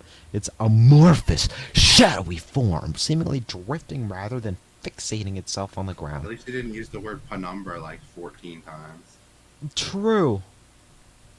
Which also was the wrong word. Yeah. The creature's eyes burn ominously. The heathen screeches and begins to fade away as a white burst of light erupts from itself and fills the backyard. Oh, Hermes was the old name of Linus. Hermie. Yeah, I get it. Pretty crappy name. It's Hermie, the gay caterpillar from that. I don't even that's why I changed it. That's why I changed it, because I realized I remembered fucking Hermie. Hermes That's is why such I a better fucking name changed than the name. Linus, though. What is it? Damn. I mean, No. I yes. don't know. No, come on. Linus has character. A new figure appears in front of Simon. Hermes! A humanoid entity in a trench coat with you don't know what Hermes looks like. Walks across the backyard. Upon reaching Simon, he bends down on one knee and, with a gloved hand, places something unknown in the grass in front of Simon. Simon hyperventilates and begins sobbing. This is more description of his face than we did in a lot of the actual blog posts. What?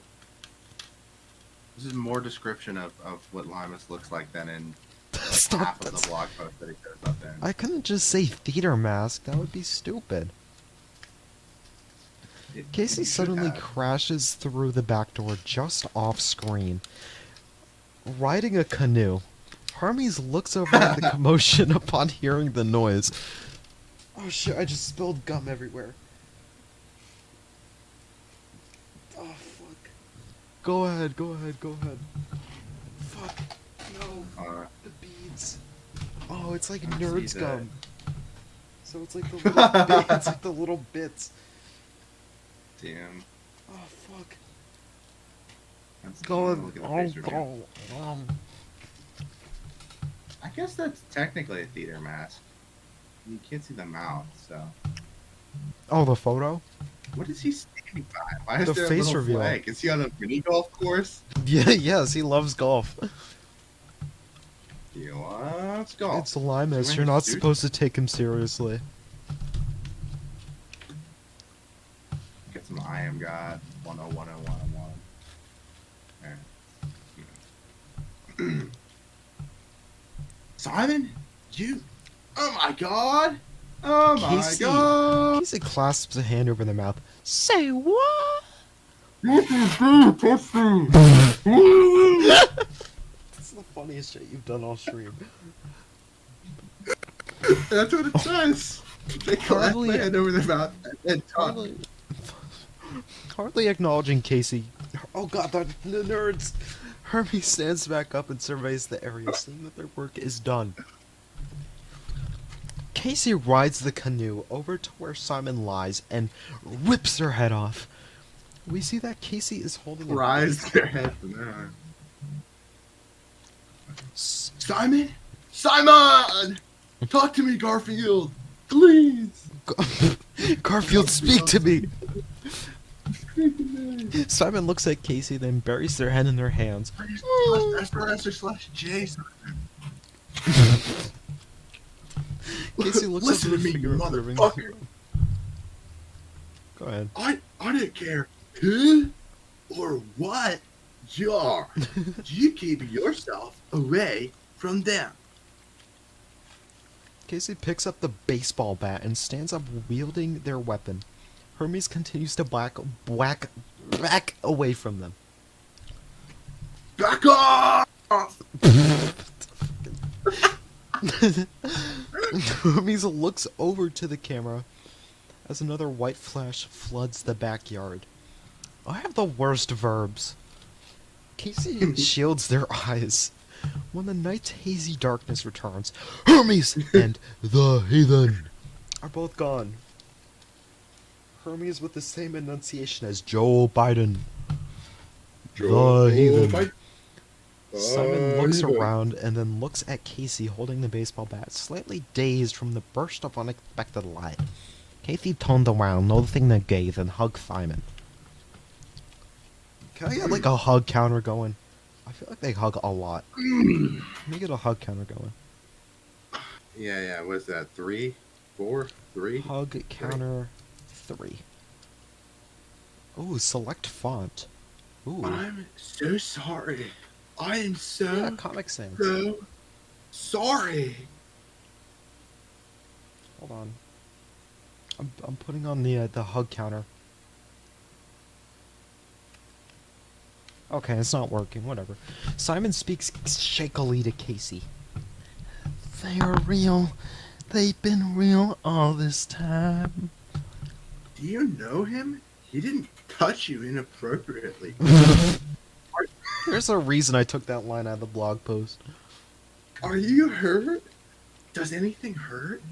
We need to get inside like a now. Casey ushers Simon to their feet gently, intimately, and they go back inside, bringing a half-conscious Simon with them. Casey accidentally kicks the camera. Kicks it into the neighbor's backyard. It's the camera. It lands on the porch and cracks in half. The end of the series. I don't feel so good. I think I'm gonna throw up. Keep going, dude. You're doing great. Just keep breathing for me. Look at her. Let's get back to So your room. bad. Casey shuts the back door and locks it, leaving the camera outside. After a moment of silence, the video ends. Woof. Alright. Wow, so I'd help. Alright. Let me try to get that hug counter going. Alright. Properties. Can I make it not white? Yeah, I can. Select color. Black. Oh, a non-white character and CSyours? That's pushing it. Yeah, I don't know. Okay, there we go. Hug counter in the bottom right corner. Alright. I checked the stream, but it's still got that. It's still, because of the delay, it's still Oh one. shit. It's really funny. Should be It's there. a Comic Sans. Yeah, I mean, Oh, just a it's delay. just okay. Whatever. All right, whenever you're ready. Yeah, because we're still reading it. Alright. Opening countdown. Oh, the nerds! 23 days. God damn it! Fuck. It is mere hours after the ending of the last video. The camera observes Simon's backyard at dusk. Hypothetically, the back door opens after a brief moment. So you got the whole thing on camera? Yeah, I think I did. I can barely remember anything. And you're sure he didn't touch you inappropriately? Why did I say that? What is this down here? What is this down here? What is this? What is this? Font size 1? Wait, what is this? What? Hold on. Hold on, huh? What the fuck? Oh, it's a whole fucking deleted scene. Okay. Let's read that. Let's keep that. Yeah, we'll read it. Let's continue. I'm like 90% sure he didn't. Wait, what's the 10%, Simon? What's the 10%? That's the fan fiction. Casey looks out in the direction of the camera and approaches. Oh, there it is. The battery dies. What? This is a Wonderland-ass timing. Are you kidding I me? know. After a moment, this is Big Bang Theory timing. After a moment of black, another clip begins. Casey and Simon are in Simon's room. Okay, deleted scene. Rare content. It's a miracle the battery lasted so long. Gotta be the Energizers, huh?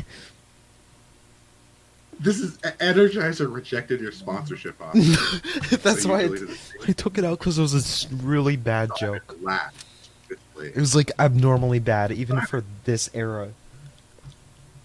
It's a video camera. It doesn't take that kind of battery. And by kind of battery, I mean an entire brand of battery that makes every kind of battery.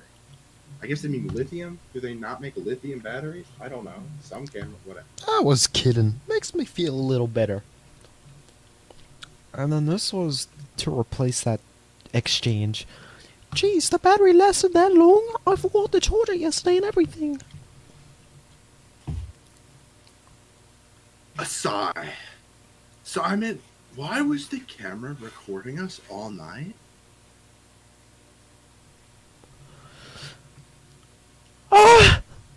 Well, I probably should have told you about that before we went to bed. I guess I just sort of hid it. I wanted to have it on just in case anything weird I hid happened. it because I was afraid. I was afraid of what would happen. I've been doing that for the past few nights. Why did I turn to Old Man McGucket? Okay, here's another thing I want to know. Why did you leave to go looking for it?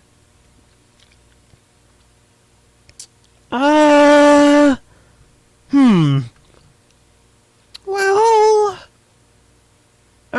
know. That was pretty stupid, wasn't it? Yeah, it was stupid. Why would you chase down the goddamn bogeyman in your Bogey. own house? That's how you spell it.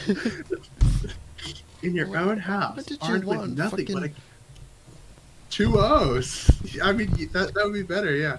Bogey. B-O-G-Y. Boogie. It's Bogey is a word, and it's pronounced bogey. So, no, the guy. Why did you chase down the goddamn Slender Man in your own house, armed with nothing but a camera? Oh, sorry.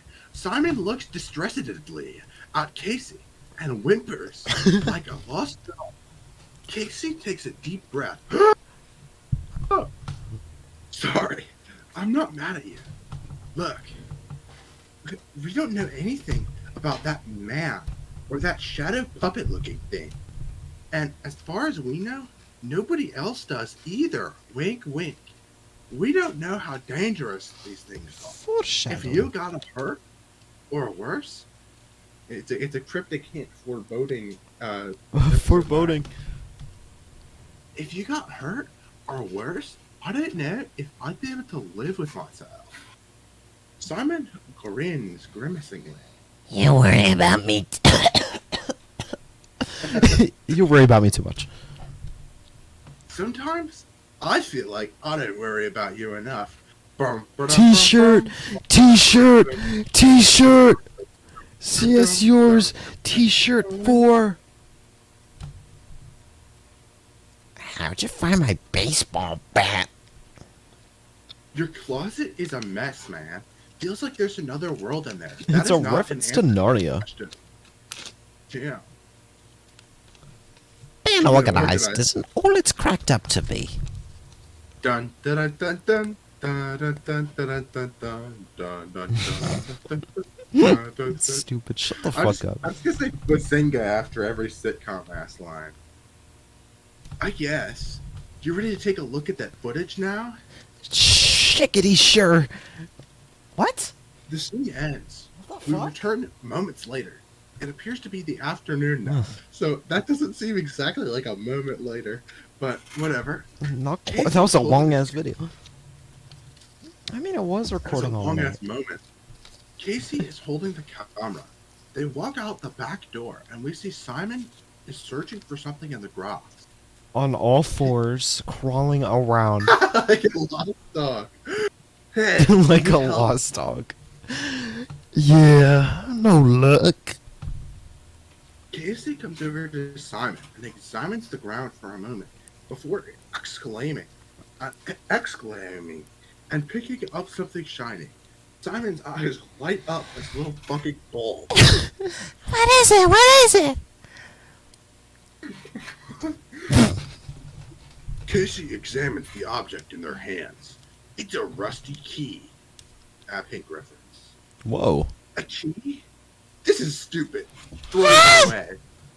Why would that person give us a key? What's the point? I don't know. Did all of that happen just for this? A dirty old key. I don't know, man. This is ridiculousness. Simon sighs.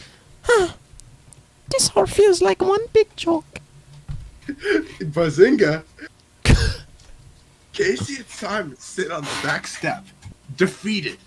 Casey pockets the key. Well, what now? I don't know. I just wish that we weren't alone in this. Wink. Well, I mean, yeah, this is pretty silly. Shadow creatures shown exclusively in my house? That doesn't make a whole lot of sense. Yeah. It's not quite right. Bazinga. The two sit in silence. Bro. Hey, you got anything for breakfast? Hey, got some Bazinga? Pop-Tarts? Probably not. Papa Bates hasn't gone grocery shopping since the war.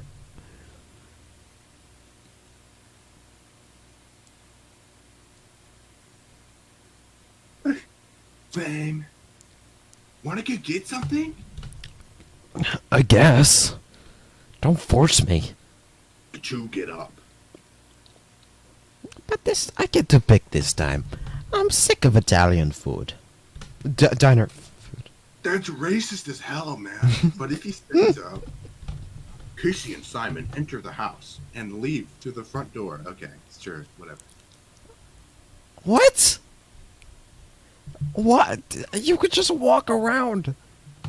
No, they gotta That's stupid. all the way through the house without taking their shoes off. It's a lot of money, too. Huh? But I'm the one who pays. I know your broke ass can't afford fucking diner food. Bazinga! We cut to the two of them arriving at Dunkin' Donuts. Did they reject your sponsorship offer too? Yup. Hey, do you want to eat at my house? Sure. Or we can go back to your house, wink wink. Casey frowns. Ugh. I don't know if that's the best idea. What did I mean by that? Casey's house is a pit. I think Casey just like, I don't know. Right, yeah, sorry. They enter Dunkin' Donuts, and the clip ends. We are back at Simon's house. Casey is concentrating on a slip of paper with a pencil in hand. Why do you always take those? You don't pay attention to me. I like doing the croissant. What? Fuck! Was that on purpose? No! I don't know, but I like no. I like doing the crossword. Here, one across. Oh, that's why. It's because of a cross. I guess. Thanks. Let me see. Casey hands the newsletter over to Simon. Are the answers on the back, Casey? Don't make me check. No, probably not, because that's never how a fucking newspaper works. Wait, what fucking newsletter? What do you mean newsletter? For who? You can't just pick up a newsletter. Yeah, I can. Whatever. I don't get. Never mind. Man, Simon flips the paper over and scans the text. Beep, beep, beep, beep. Jesus fucking Christ. Why are these fucking weird fucking ads? Why the fuck would I need a fucking oil fucking tank removal? That's such a random thing. line. Yeah. What? Bazinga. This whole plot point is a big bazinga. They're doing the True. crossword and turn it over, and it's the exact organization that they need. It's a Big Bang Theory. Wait, look at this. Simon ushers Casey over, and they read an advertisement printed in the newsletter. Have you seen this creature? Below is a crude illustration. What? Okay, that's not the correct amount of quotation marks. If you look, really quickly. But Below is a crude. Okay, that makes sense. Okay, but it's just the fact that you put the parentheses. I mean, I could have just done like, Yeah. Below is a crude illustration of a shadowy creature akin to the heathen. Gentlemen, so have we. Help the Looking Glass track it down. Our work is never done. Contact us at penmark.lookingglass@gmail.com. Is that a real name? No. Damn. You can make it an email. Casey stares at the ad and just I'm making it right now. Hold on. Lewis roleplay account. Yeah, I'm making it right now. Gmail. Okay, add another account. Create account for my work or business. Continue with Gmail. first name, Lewis, Lewis, and month. When was he born? He was born in fucking Probably July 2004. 4th, 1915. What? Oh, Gender, no. Okay. Create your own Gmail address. Okay. What is it? Let me. Penmark.lookingglass@gmail.com. Penmark.glass. Okay. Password. Can I use saved password? I guess I'll use Bromo at 666. Oh, okay. I can use a 66. I'm trying to get the fucking password. There. Okay. There. Recovery email address. SB004. I'm using your email address as my recovery email address. oh, okay. SB04.yours@gmail.com.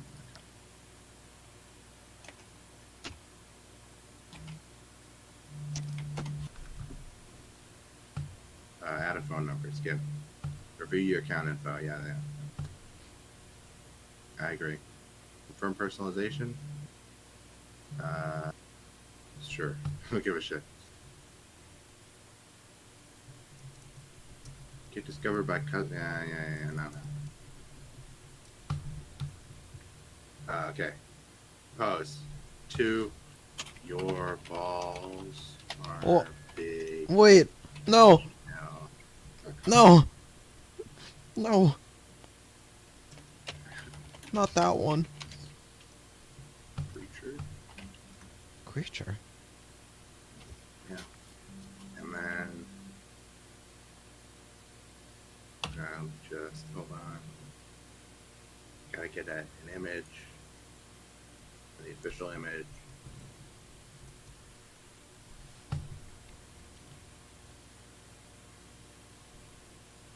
Is my hug counter working? Yeah, it's working.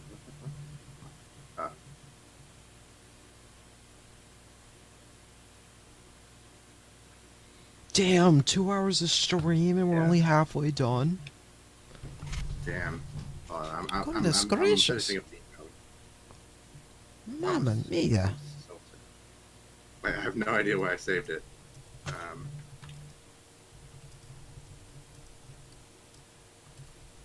Schedule when to send it. No, send it now. Alright, there we go. Schedule it. Yeah. Alright. Casey stares at the ad in disbelief. Oh, Simon, this is exactly what we need. Someone to talk to. It's not just us. There's other people. Oh, I don't know. Are these guys for real? Let's see. It's worth a shot, right? Tell me when you receive the email. It's worth a shot. I'm not gonna fucking open my email. I guess paranormal investigation is a real job after all. Bazinga! It's a fucking laugh track moment. Wait, Yeah. Paranormal investigation. Is that what this is? Well, yeah. I'm not sure what else you could classify this as. Simon stares at the ad. It sounds cool, but I don't know if we should do this. On. Don't you want to get some insight into what's going on? There's people we could talk to. Maybe we could figure out how to make things a little better. Casey stands up and extends a hand out to Simon. Come on. You in? Simon hesitates. fuck no. Simon Yeah, I takes guess so. Casey's hand and stands up. Cool. Casey's phone buzzes. They pull it out of their pocket and check it. My dad wants me home. Guess I'm leaving now. Bye-bye. Casey grabs the newsletter, folds it up, and pockets it. Casey pockets a lot of stuff. I'll Yeah. email those guys when I get home, and I'll keep you updated, okay? All right. Hey, don't be nervous. These guys are gonna help us. Even if they're total dumbasses, at least we'll have someone to relate to, right? I guess you're right. Casey picks up their bag from off the ground and opens the front door. Okay. All right, I'll smell you later. Or I'll text you. Smell you later. Bye. Casey shuts the door. Simon sighs. Huh? After a moment, they walk over to where Casey stood, and they pick something off the ground. Studying it for a moment, we can see that it's the key from earlier. Simon turns towards the camera, and out the window we can faintly see Hermie watching from afar. And then I see you've written a little fan fiction at the bottom here. Yeah, yeah, a little. If you'd like to read that part out. Sure.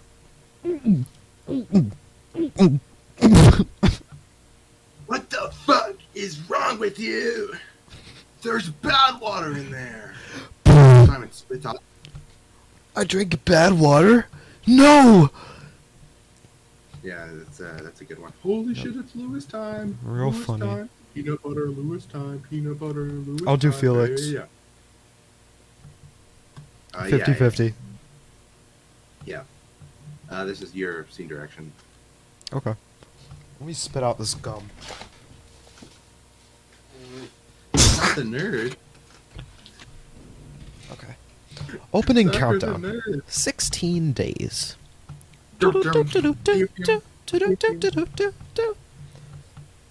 Casey and Simon are sitting down at the table in Simon's kitchen, each drinking from a mug. So he'll be here soon? Should be here.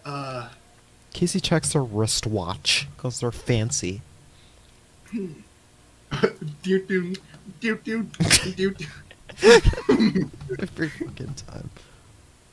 Any minute now, I guess. At Do least you- it wasn't immediately.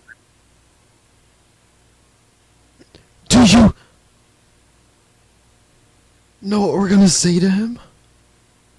Yeah, I guess so. I was thinking we give him a quick rundown of what happened last week and see what he has to say about it. No shit. Are we gonna tell him about the bitter stuff or no? Nah, unrelated. None of his fucking business. Alright. It's business. Yeah. Simon sighs nervously. Hey, look. I think this is gonna be good for us. I'm sure he'll be able to help us somehow. He's got a whole company for this stuff. That's what the ad said, at least. Laugh track. Suddenly a knock at the door. That must be him. Come on. Casey jumps onto the table and rips Simon out of their seat, dragging them along. They pick up the camera on the way out of the kitchen and take it with them. Hey, put me down. We don't need the camera. Do we need it right now? I don't see why not. It's a lot easier than writing down everything he says. It's weird how... I guess Casey is pretty solidly the person who just likes to record stuff. But then sometimes Simon just records stuff for no fucking reason. But I don't know. You're not wrong. Simon looks out the window. Oh, I thought you said he was coming alone. Huh? Out Casey? front. Semicolon 9. I don't. Those semicolons are not quite right. Casey goes over Yeah. to Simon's window and looks out. Two people are out front. One is tall and stocky. The other is a bit shorter and thinner. They seem to be conversing. Oh, he's short. I can imagine Felix being, like, tall. And No, Felix is Yeah. tall. This is Felix. Wait, Lewis is thin? I guess. Yeah, I don't think it matters. Okay, because I assumed that Felix was tall, and then whatever, it doesn't matter. And thick. Maybe that's another guy from the company or something. Sure, I'll let them in. Okay. Casey hands the camera over to Simon, who opens the front door instead of Casey just doing it. What the fuck? What? Why did the It person just- open the camera open Huh? the door? You just said you were gonna let them in. That grades to I'll two men let who them in. only seem to be a little bit older than Casey and Simon. Hello, you must be Lewis? Whoa, Oh fuck. you must be don't know Lewis. what's You wrong look with a me. lot older than me. You're like 48. Casey strains their neck to look at Lewis. Gentlemen. Yes, that's me. This is Felix. He's my partner. Lewis gestures towards the taller, stockier man.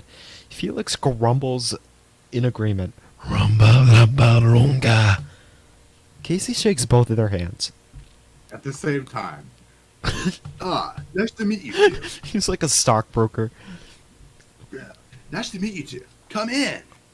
Lewis and Felix enter Simon's house. Simon watches them nervously.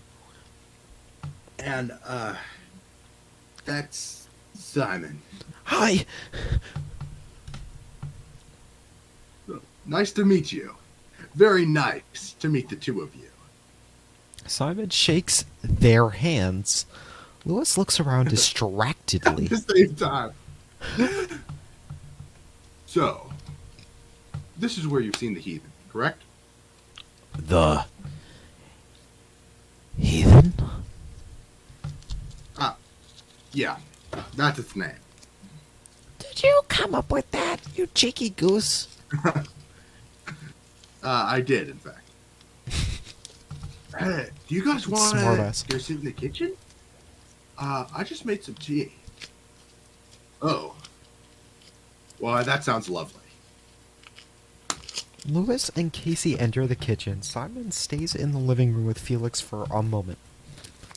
So, are you guys paranormal investigators? Felix looks up? What? Wait, so Simon is taller than all four of them.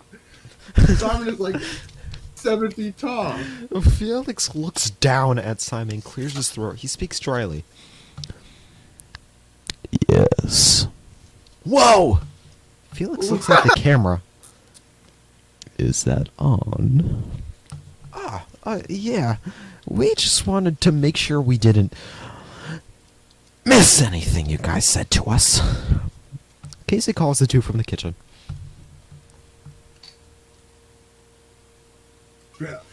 The tea's getting cold, boys. Come on. What the fuck? We'd better go grab a seat. Don't want to be late. Felix nods silently, and the two head into the kitchen where Casey and Lewis are sitting at the table. Hey, take a seat, boys. I'll get you some tea, Felix. One sec. Felix grumbles in approval as Casey gets up. The two of them sit down. Lewis sips from his mug. Simon, would you mind if I asked you a few questions? No! Lewis takes out a pen and a notebook. He flips to a clean page and tears the cap off of his pen with his teeth. My tea! Oh, What the fuck? God! It was made of metal. Oh! What kind of fucking pen? What sort of history do you have with the heathen? Lewis scribbles down notes as Simon speaks. Well, to tell the truth, I didn't know it was real for the longest time. I started seeing it sometime a few years back, but I started getting a lot worse a couple of weeks ago. Lewis pauses.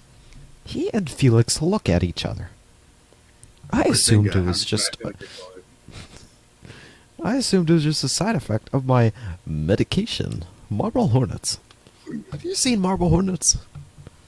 This is Marble Hornets. Yeah, this is Marble Hornets. This is Marble Hornets. Yeah. A few years ago. How long ago would you say? Why is he Obama? 2019, 4 years ago? Interesting. Very remarkable. Lewis turns to Felix. 2019 seems to be the earliest date we've recorded so far. Isn't that odd? Felix growls in approval. Lewis chews his pen thoughtlessly. Casey returns with 2 mugs. Here you go, you Felix. Casey passes the mug over to Felix, and Felix tries to catch it, but it slides off the table, shattering on the ground. It's like Casey- that bartender. Yeah. Lewis continues writing in his journal. Yeah. All right. How about this? Describe your last encounter with the heathen to me, Simon. Okay. Simon. Casey was sleeping at my house, and we were sleeping. We were playing shoots and ladders, and I lost. Casey was sleeping, and we were sleeping. I think one of us heard something out the window, and we saw the shadow puppet. The heathen? Yeah! Bingo! So I went outside and chased it. Yeah. Joe. Really? You chased it down? My fellow Americans. I guess so, yeah. I'm just trying to sound professional, Sakura. Not something you would understand. Did you say I guess so? I didn't. I guess so, yeah.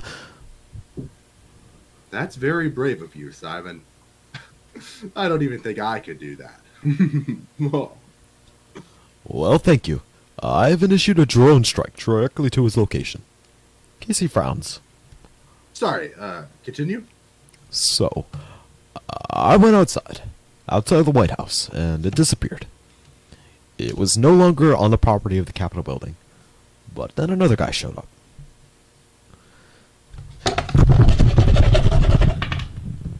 Could you describe the appearance of this other being?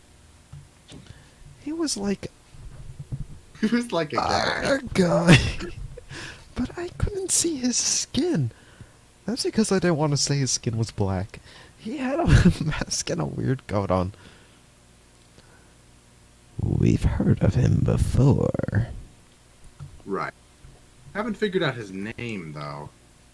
We haven't had any reports of him. Only one other. Does that mean I get to name him? Fuck no. Lewis ignores Simon's question swiftly. What happened afterwards? Did you interact with him? Not really.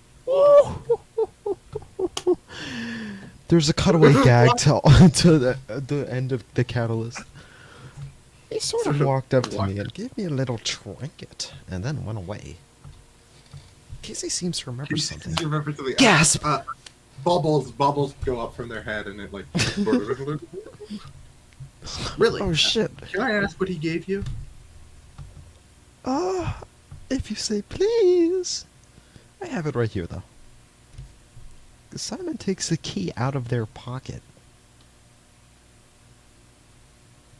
Oh God, I completely forgot about that. Yeah, you fucking bozo. You dropped it when you left my house. You shouldn't be so careless with these things. Mind if I take a look at it for a moment? Why is he Frank Sinatra? You went from Obama to Frank Sinatra. Casey rolls their eyes snottily. Simon hands the key to Lewis, who examines it closely. Remarkable. Nobody has ever interacted with one of them like that. Very interesting that you'd receive this.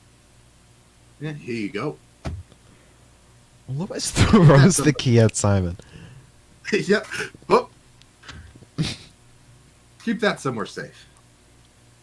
You definitely wouldn't want to lose that. Probably not. No. Hey, Lewis, I have a few questions, if you wouldn't mind. Oh, not at all. Ask away. Lewis flips to a new page of his notebook, climbs on the table, and lies on his stomach, his feet kicking up in the air as he begins writing. Casey speaks to him. Your diary. So, I think things got a lot weirder a few weeks ago when we found something at the nature trail. Felix and Lewis look at each other. The sharp Bazinga. sting. The one not too far from here. Yeah, just a short bike ride away. We found a mirror. A mirror. Lewis looks up at Casey from his notes. A mirror? You mean a mirror, you dumbass valley boy? Yeah, it was some really weird stuff. Al, I don't even think I could explain it to you very well.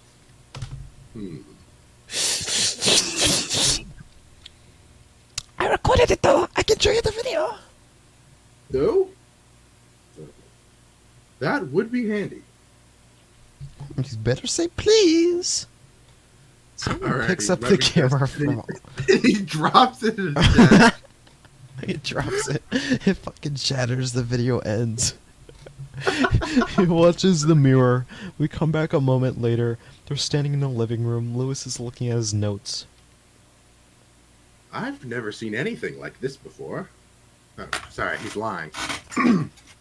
That's not lying. Well, yeah, he's lying.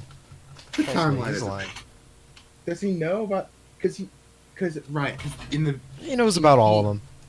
he puts the sheet on the mirror in the video that takes place after, whatever.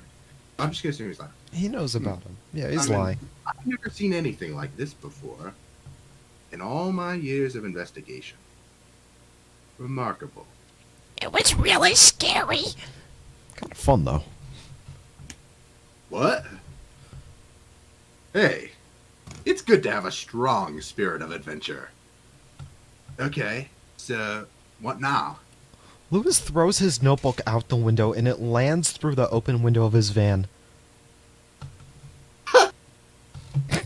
So, well, looks like my next mission is to go and investigate that mirror you told me about. Not today, though. We're losing daylight. Simon, I believe I owe you some answers. Whatever answers I can find, that is. How would you like to come with me? Yes! Yes! Simon, Casey turns to Lewis and Felix. each one eye going in each direction. Could we have our own private discussion about this for a moment? No. Sure. No. Take your time. Hell no. Casey, this is my house, bitch. Casey and Simon walk into the kitchen together and speak in a hushed voice. In a singular, hushed voice. Simon, look, I don't think this is a good idea. What? We deserve answers, Casey. We've got to go. Maybe we do deserve answers, but I'm worried about you. I don't want you to get hurt. Quit worrying about me. You're not gonna stop me, dude. If you're going, I'm coming with you. And we're never gonna do something like this again. What's gotten into you? I thought you wanted an investigation. I do. But I'm not gonna let you hurt yourself during his investigation. What? You don't want to trust me? That's not what I'm saying. Are you gonna with me or not? I don't want to argue with you about it. Fine. Casey and Simon walk out of the kitchen. Lewis anticipates their answer. Well, I'll go with you. great. We'll go tomorrow. I'm coming with Simon, though. That It is fine by me. I'd better get going now anyways. Lewis opens the front door and runs back to his van. Felix stands there awkwardly. As soon as he takes a step out the front door, he breaks into a dead sprint. Bye-bye. Alright, see you tomorrow. See you tomorrow. Felix waves goodbye. Lewis drives off without him. Simon shuts the door and turns to Casey. Casey, I'm sorry for getting upset. No. I should be sorry. I guess we're gonna learn whatever we can. Yeah. He seems to know his stuff.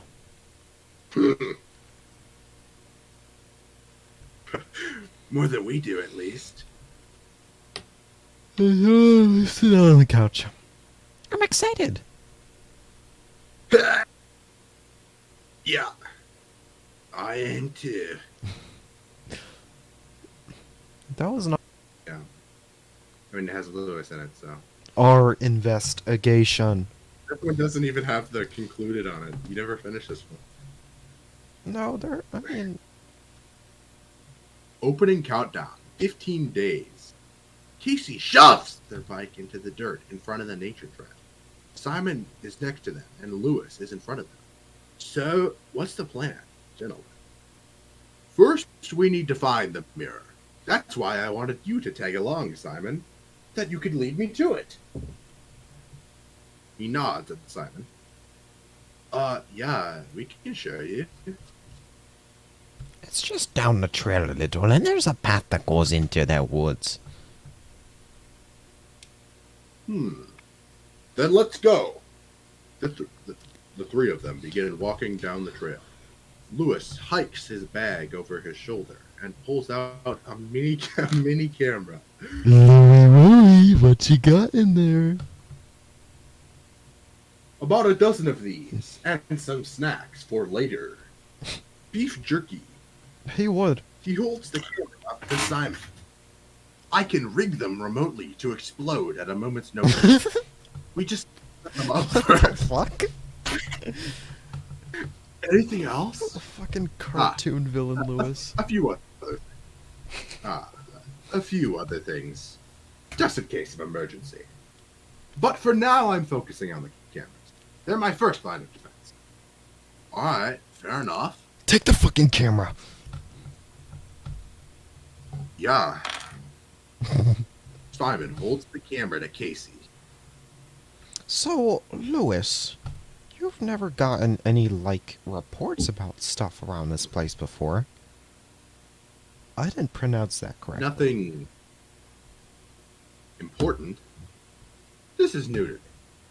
Usually the incidents I've learned of occur in isolated areas. In fact, they often seem to have some sort of sentimental attachment This line to sucks. the person in question. Doesn't seem like it this time. The three of them come to a divergence in the path.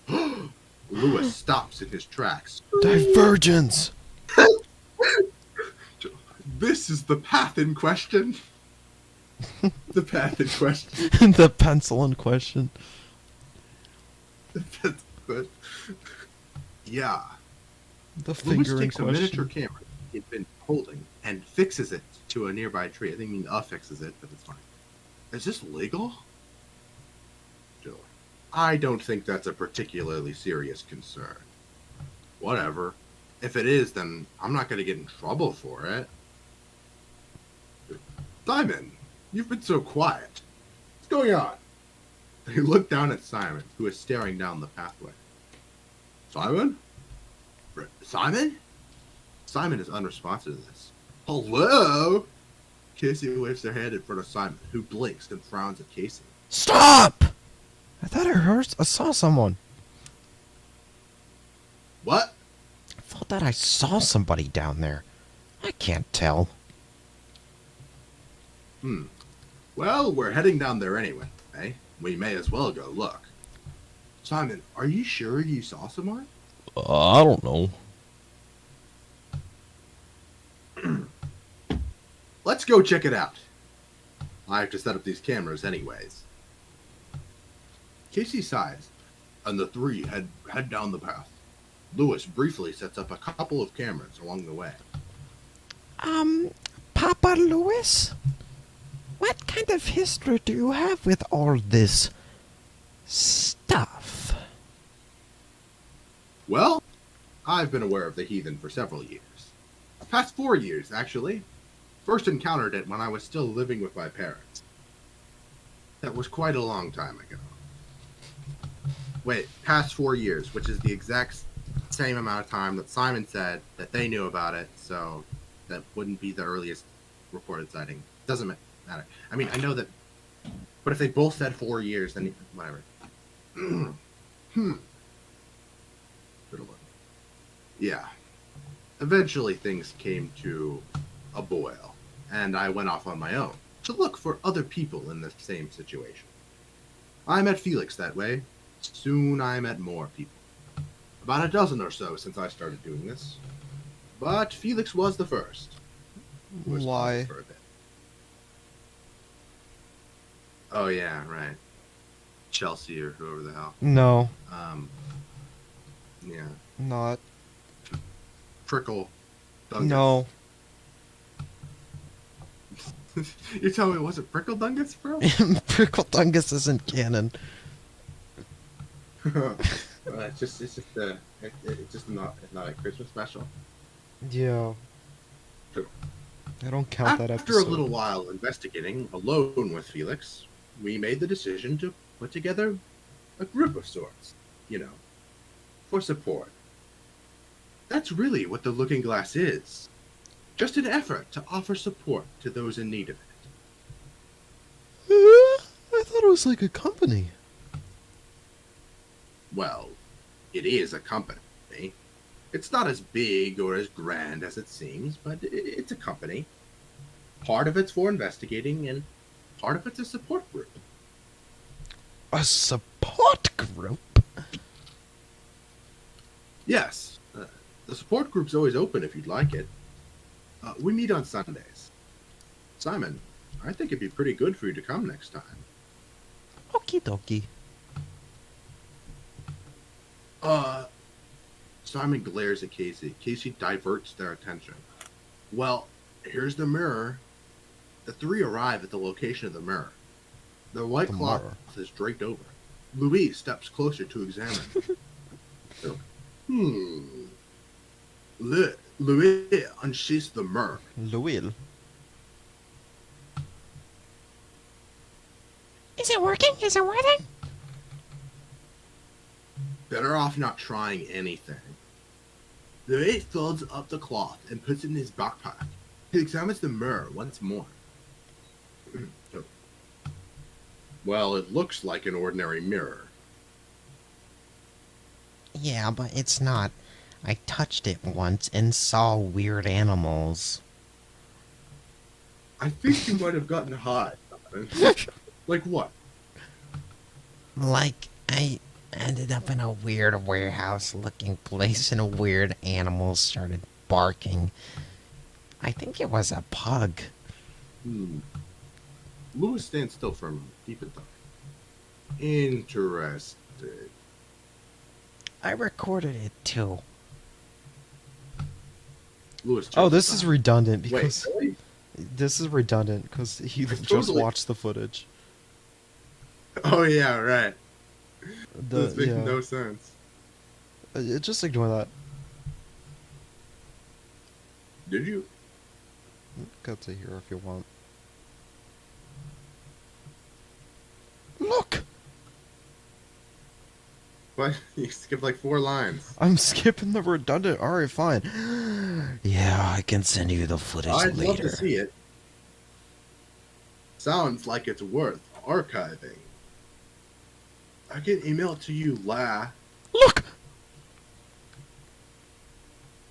Simon. Simon points into the trees, where Hermie is huddling behind a tree, watching the three of them. That's him! You! Simon shoves the camera into Casey's hand and runs towards Hermie. I mean, at least Hermie has more, like, role in this than in the blog, because he kind of did fuck all in the blog. Well, he wasn't supposed to. Gentlemen. Simon? Simon, no! Casey runs after Simon. Ahead of them, Simon trips and falls headfirst into the dirt. Simon! Simon gets up and looks ahead of him. Her mate is no longer there. Casey quickly comes to their aid. Are you okay? Casey hears footsteps behind them and sees Lee walking towards them. Hey, are you hurt, Simon? Simon tries to get up, but starters cut themselves before they fall. Hold on. Stay put. Lee swings their backpack off. Swings their backpack off his shoulders. And opens There's it. too many pronouns. Pulling out a medical. They call me the pronoun. The Pulling pronoun. out a medical cap. Is it your leg? Are you able to walk? Yeah. Simon takes a few steps. Lee takes out medical gauze and a box of Band-Aids. Gentlemen, here. Let me check it. Simon kneels down and pulls up their pants. Pulls down their pants. Revealing a deep on their leg. Oh jeez. I was gonna actually like take a knife and like scrape the actor's leg. Damn. Imagine being on the CSyours set and Sakura pulls out a knife and it's like, time to do the injury scene. The injury scene. Time for the injury. It's alright. Olive It is doesn't like hurt buying a bunch that of fake much. blood and you're just like, nah, why use fake blood when you could stab your actors? It's true. Better to cover it up so you don't get an infection. Lee begins placing Band-Aids around the script. Around medical gauze. around Over the injury. script. You should put Oh, Band-Aids on sorry. this script. I mean, yeah. There. All better. All better. Good listening ears, Lois. I mean, Lucas, shit. Simon stands back up. Maybe we should head home. Are you sure? I haven't set up these cameras yet. I haven't set up these cameras yet. I kind of want to go home now. Well, I guess I could just stay behind and do this.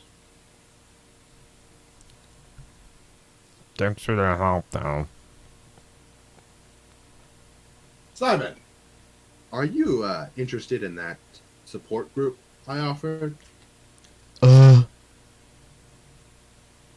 Casey stares at Simon. Yeah, I'd like to.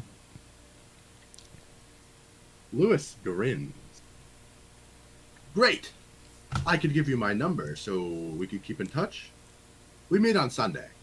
I can give you the time and place. Okie dokie.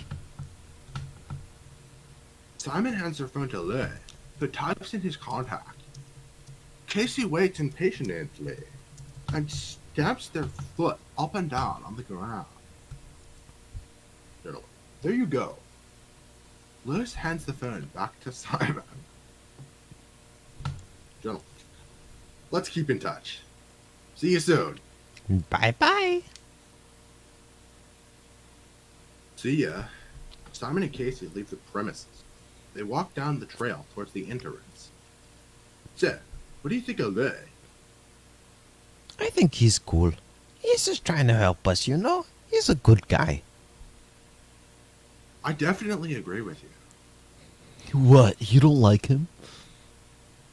I don't know. I just get like foreshadowing vibes from him. I'm not really sure how to explain it. Like shoving me into a mirror vibes? No, more like, actually, yeah, sort of. It's like a Ooh. pedophile. It's like 1 year older. And they're all adults. He's Well, like 67. Okay. What? Lewis? No, he's like 19. Okay, that's too young. He's like 23. He was born at 1915. That's the official age. Oh, true. That makes him 67. Yeah, of course.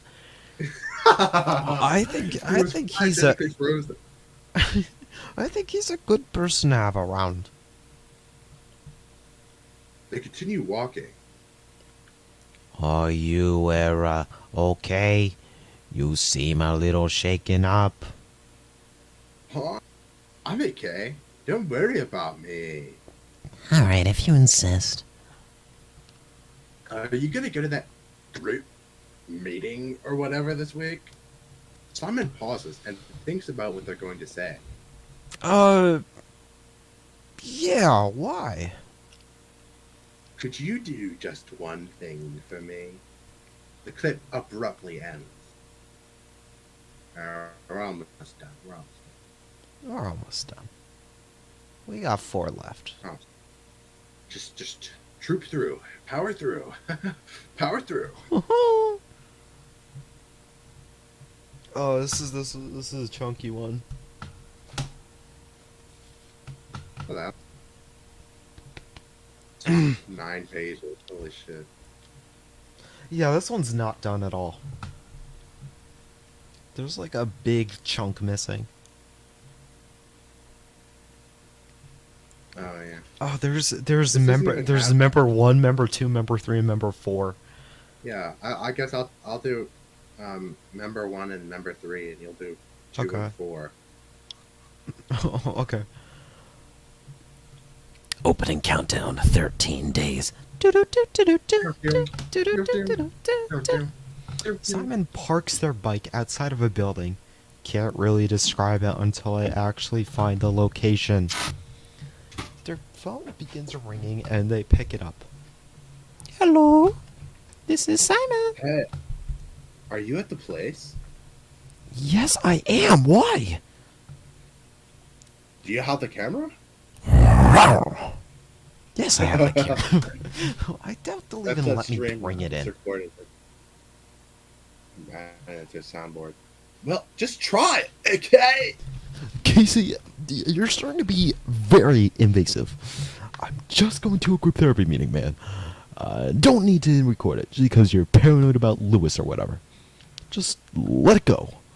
Let me seek help by myself for once. Alright, if they don't let you bring it on, that's fine. If they do, it'll be helping me out a lot. There's a lot going on, and it's scaring me a bit, okay? Fine, but I'm not gonna do it again. Okay, thanks, Simon. Oh yeah, this part this is stupid. I took this out of the blog post. This is stupid. They're all wearing fucking face masks. It's really stupid. Suddenly, the front door of the building opens. Lewis stands there wearing a face mask. All right, see ya, little Casey.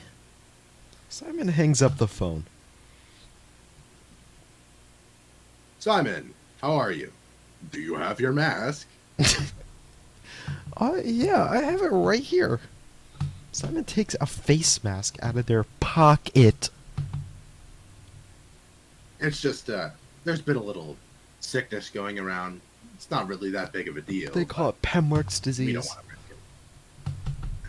A lot of people in a little room, you understand. How many people are there? Are here? It fluctuates, but we have about 8 people today. It's I a see you have a reference. camera. What for? Oh, Casey told me to bring it. They're just curious about what the meetings are like. That's all. I see. Well, if you really must, you can bring it in. But this is a fucking therapy session. You're not allowed to bring a camera, you idiot. Things can get personal for a lot of us. You probably understand. But I don't want you to bring this to any other meetings, alright? Fine by me. And don't let this get online anywhere. Not a blog, Wink. not to YouTube, not anywhere. Not a YouTube? Not to, he's too old. He doesn't know what YouTube is. Lewis holds the door He's open. done ads in newspapers. Not a YouTube, not a Well, as Google. far as I know, everybody's here. So we can start the meeting. I'll show you where we are. Alrighty. Ralph isn't in this. He doesn't exist. Lewis guides Simon down a hallway and into a room where about 7 other people, including Felix, sit in plastic lawn chairs with face masks on. Simon obscures the camera in their pocket. Hello, everybody. Is everyone here, Felix? Yes. Very well, you creepy bastard. Lewis turns to Simon. This is Simon. He'll be coming here for support for the next few weeks. Hi. And and not after that, because I'm going to kill them. The members of the Looking Glass all greet Simon eagerly. Hi, Simon. Hi, Simon. Hey. What's going on with that camera, boy? Simon takes the nearest empty seat and faces Lewis. Right. So, I think we all ought to familiarize ourselves with each other. Now, the Take your regulars, clothes off. you're obviously well acquainted with most of the people here. But new people come, some people go. So I think that a little bit of a refresher course is well earned. Especially since we haven't met in a few weeks. So, how about we go around the room and introduce ourselves? State your name, troubles, anything else you'd like to share. Remember that you're not obligated to share anything you're not comfortable with. Let's start on this side. We hear somebody clear their throat. My name is Bleeped Out. I'm 18, and I've had numerous encounters with the heathen ever since I was 16. I believe the first time I came face to face with it was after I lost my father in a car crash. I just couldn't find him. He ran away. I would have dreams about the crash. It's the funniest fucking shit. I would have dreams about the crash. Smoke rising from the wreckage and drifting away, like my father drifted up into the heavens. In the clouds of smoke, I remember being able to make out the shape of the heathen. The long, luscious legs, his pearly whites, and just a reflection of the windshield. I could see myself. Only my face was almost completely obscured by darkness. Okay. My eyes were the Whoa. only features I could make out. They looked like they were glowing. The same Red. color as the heathen's pearly white teeth. I stopped sleeping because I couldn't stop having these dreams. I didn't expect it to the thing to physically manifest itself. But it did. It was appearing in my room at night. The thing was, it was always silent. Never made a single sound. Only sang clown music. Oftentimes, I wouldn't even notice that it was there. That's what made me so paranoid. They sigh and continue, chuckling to themselves at the title drop from 7 videos ago. Soon it got bad. I don't remember what happened, but I totally blacked out, and I ended up a block away from my house in the middle of the night in my pajamas in my friend's garage. And I said, "Why am I here?" Lewis found me there and got me back home. He just showed up out of the middle of nowhere, like a fucking ghost. Hold on, it's Ever since then, I've been showing up to the group meetings, and they've helped me a lot. The heathen's still around. I think I'm a lot better at tolerating it now. A moment of silence. Thank you. Next. My name is You're- Bleeped Out. I'm 19, have been encountering the heathen for about a year. Now, I have a pretty extensive medical history. Lots of hallucinations. Lots of marijuana. I was part of MK Ultra. They started getting worse all of a sudden after my sister I went was across right the next to country. Ted Kaczynski. This is hello, Lucas. It is me, Theodore John Kaczynski. They started getting worse all of a sudden after my sister went across the country for college. Say that 5 times fast. My parents are, I killed them.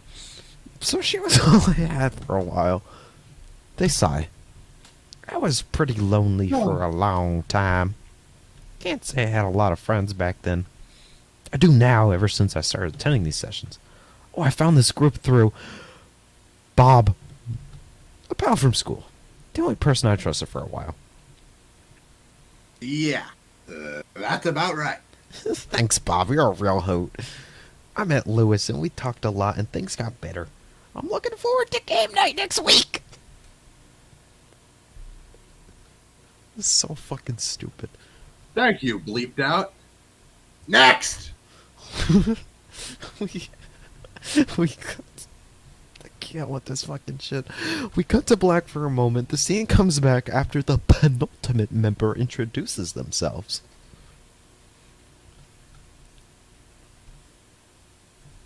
Sorry. Thank you, Simon. Thank you. Oh, sorry. Thank you. Simon, it's your turn. Simon, it's your turn. Let's see.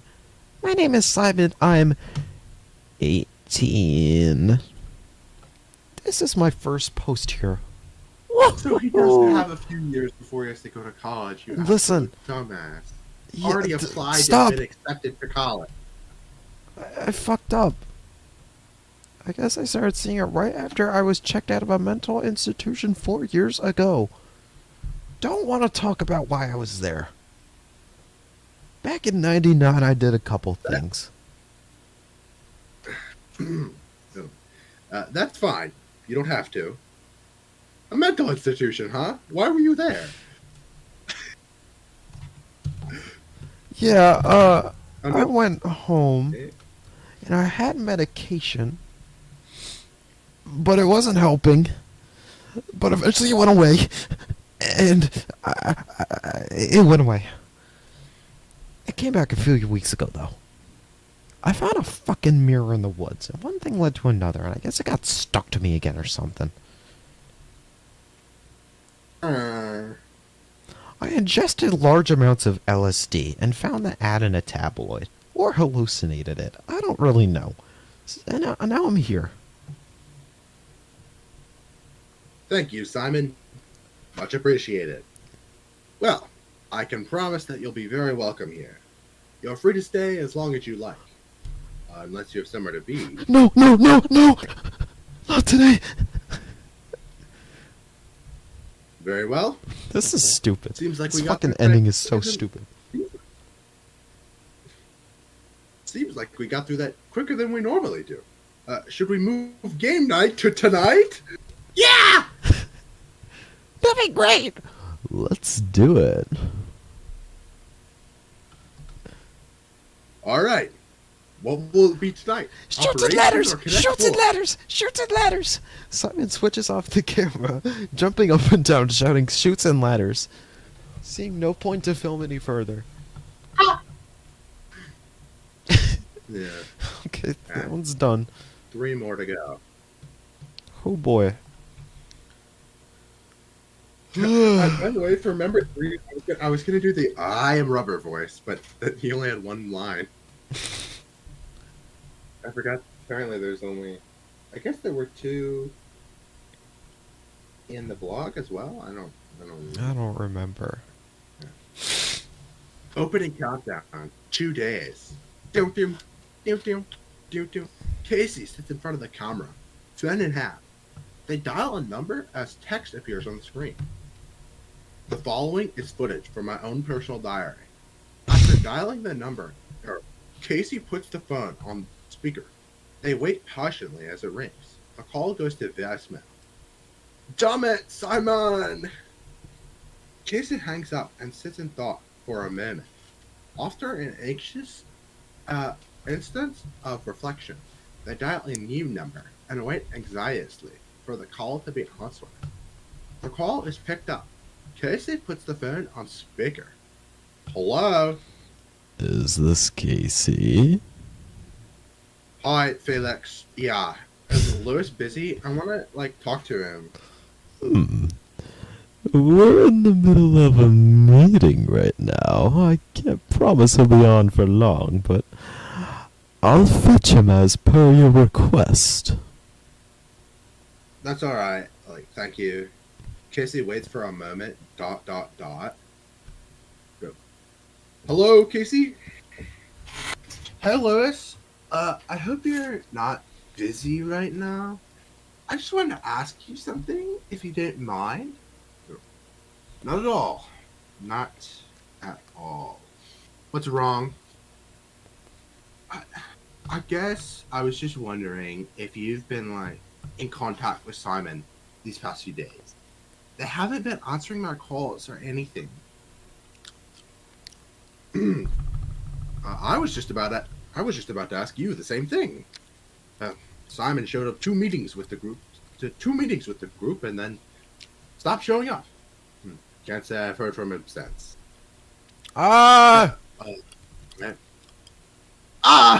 You're the worst kind of person. I fucked up. Is that what Casey all says? right. Is that all? Yeah, thank you. Very well then. Let's keep in touch, Casey. Have a nice night. You too, Lewis. Casey hangs up his sighs. The clip ends.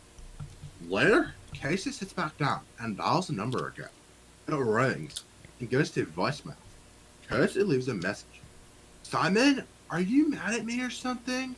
I haven't heard from you in a week, man. Casey sighs. I guess I've been making things worse for you, haven't I? Maybe I'm too productive. I say that I know how to help, but I really don't. I don't even have the faintest idea how to fix anything, even if I say that I do. I just don't want to lose you. You're the only person I feel safe with.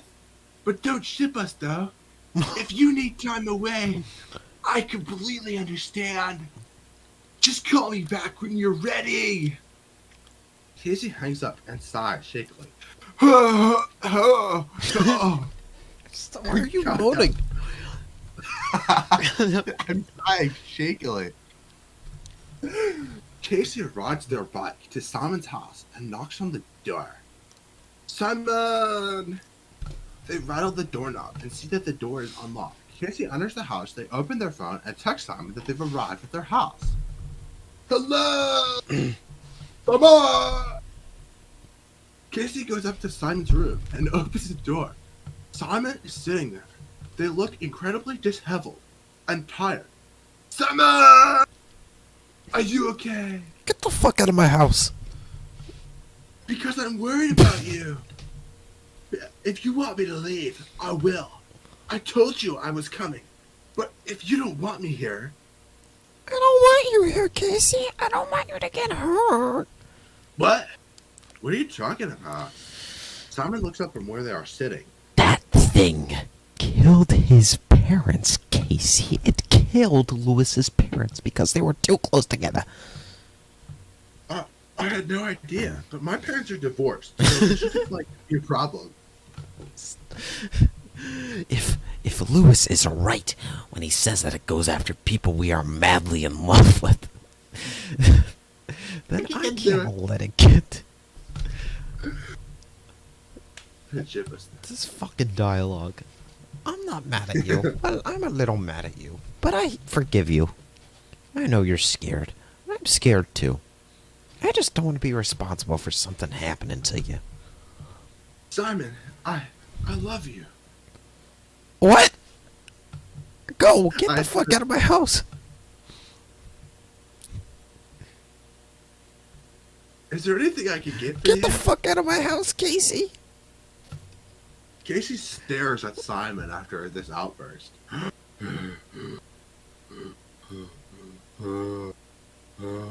Please don't hurt yourself.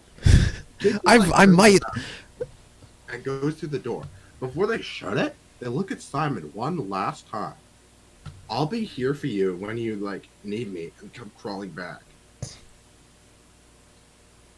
Casey shuts the door silently. They sigh. Ha! Casey leaves Simon's house and sits outside. Okay. They reflect for a moment and the video ends. Beep, beep, Yep. beep, beep, beep. Idea. When Casey comes to Simon's house, the heathen appears outside. Both of them get in a fight about Casey's control issues, or whatever, and Simon reveals that Lewis told them that the heathen killed his parents. Ah!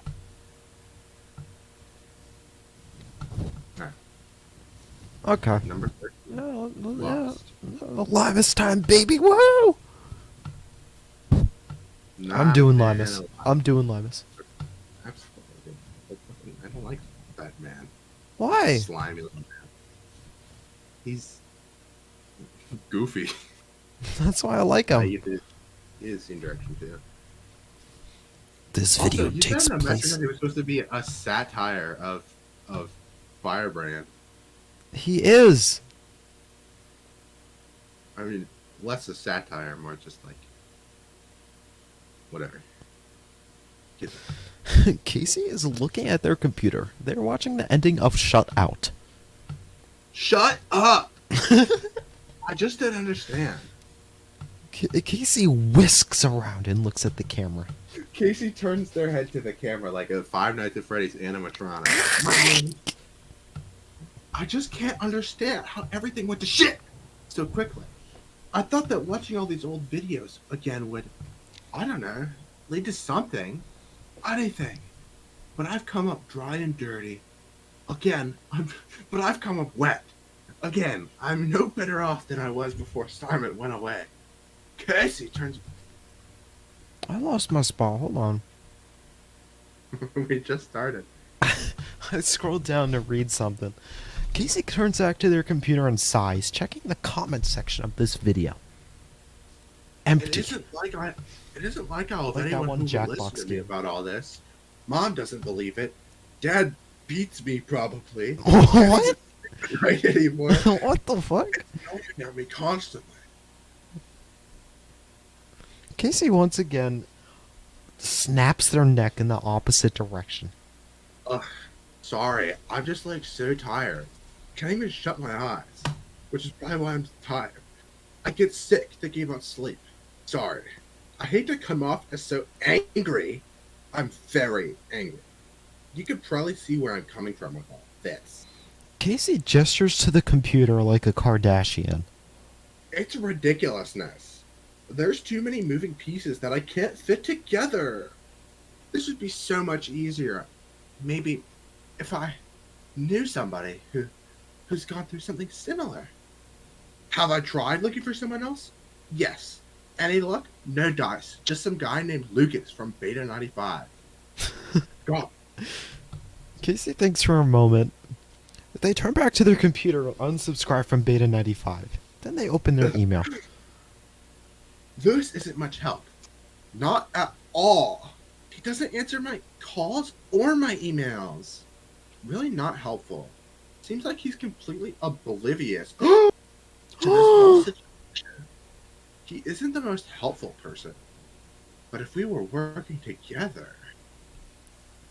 Oh, dramatic irony. No, it isn't. What? No. I don't know. Maybe I'm just taking shots in the dark. Like when I'm at a frat party and the lights go up. Maybe he wouldn't... Maybe he wouldn't be any help at all. I mean, when has that bozo actually helped us, Bazinga?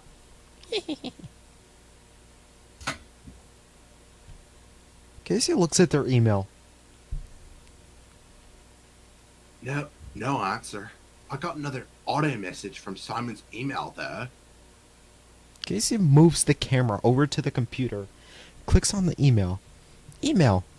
Thank you for your patience, Casey. I'm sorry for not getting back to you sooner. I operate on a very strict schedule. Simon is alive and well, and I can show you where they are. Don't they have a radio announcer voice? Simon is alive and well, and I can show you where they are. Keep in mind that, although I won't be able to help you, I can still guide you. Don't mind the fiasco that will ensue, please. Yes, I watch Has-Been Hotel. Meet me outside at 12.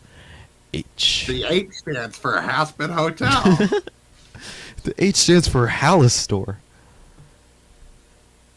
My OC. This isn't like the other ones.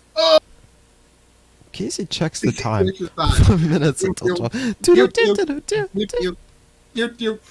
That's 5 minutes.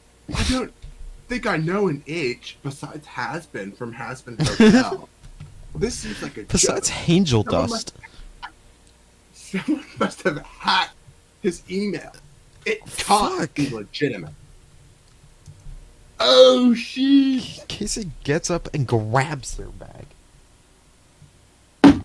But I'm all out of options. Casey leaves the room. They open the door and end up in the kitchen? What? I just got Tribe 12. I got Marble Horneted.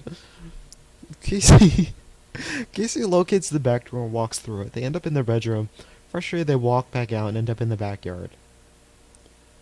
Stop Tribe 12ing me. God. Casey What? checks their phone.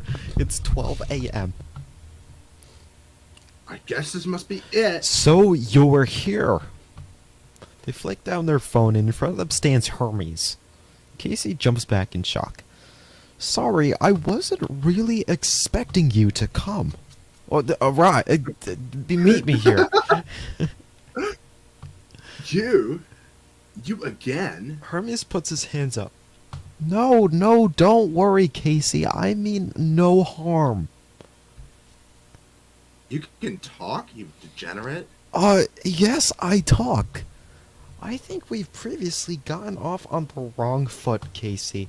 My name is Hermes. It's nice to be here with you.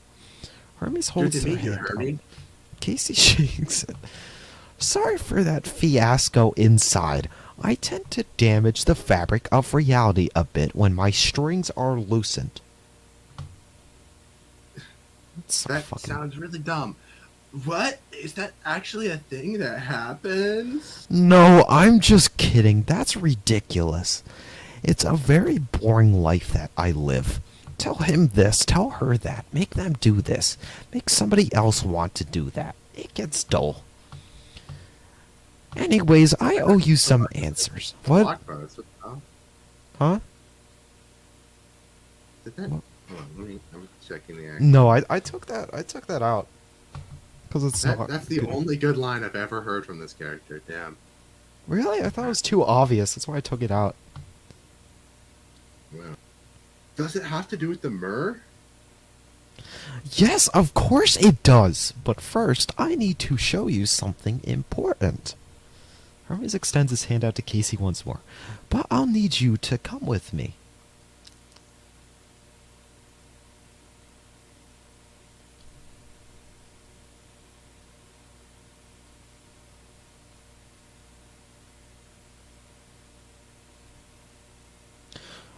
I'm gonna assume you said and I just didn't hear you. Casey grabs Hermes' hand. Hermes' hand. The world around them blurs, as if the two of them are traveling at a blindingly fast speed. Eventually they end up at the nature trail. Casey falls, disoriented. Hermes extends his arm and helps them up. This is what I wanted to show you. This is the night that Simon vanished. Simon and Lewis begin walking down the trail. What? Guys, hello? They can't hear you, silly. We're not actually here. Hermes waves his arms and the surrounding changes to where they once stood in Casey's backyard. Huh? Hermes waves his arms once more and they arrive back at the nature trail. He puts his arms above his head and goes back and forth. He goes, whoa. He makes a sound.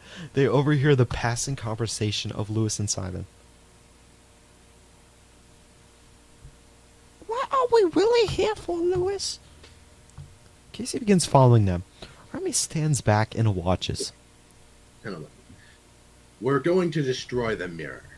My observations have led me to conclude that it's extremely unsafe and unstable. I think that it's causing a majority of our problems, Simon. If we can snuff it out, we can get everything under our control again. But are you sure this is a good idea? Like the things aren't going to get mad at you or anything? They won't. They don't care about me anymore, remember? They already took what they wanted from me. I forgot that your parents apparently fucking died. Simon, you're a very special person. Well, I think everyone in the Looking Glass is very special. But you... I've never met anyone quite like you before. You're different. Do you agree with that? Yes, I'm a superstar.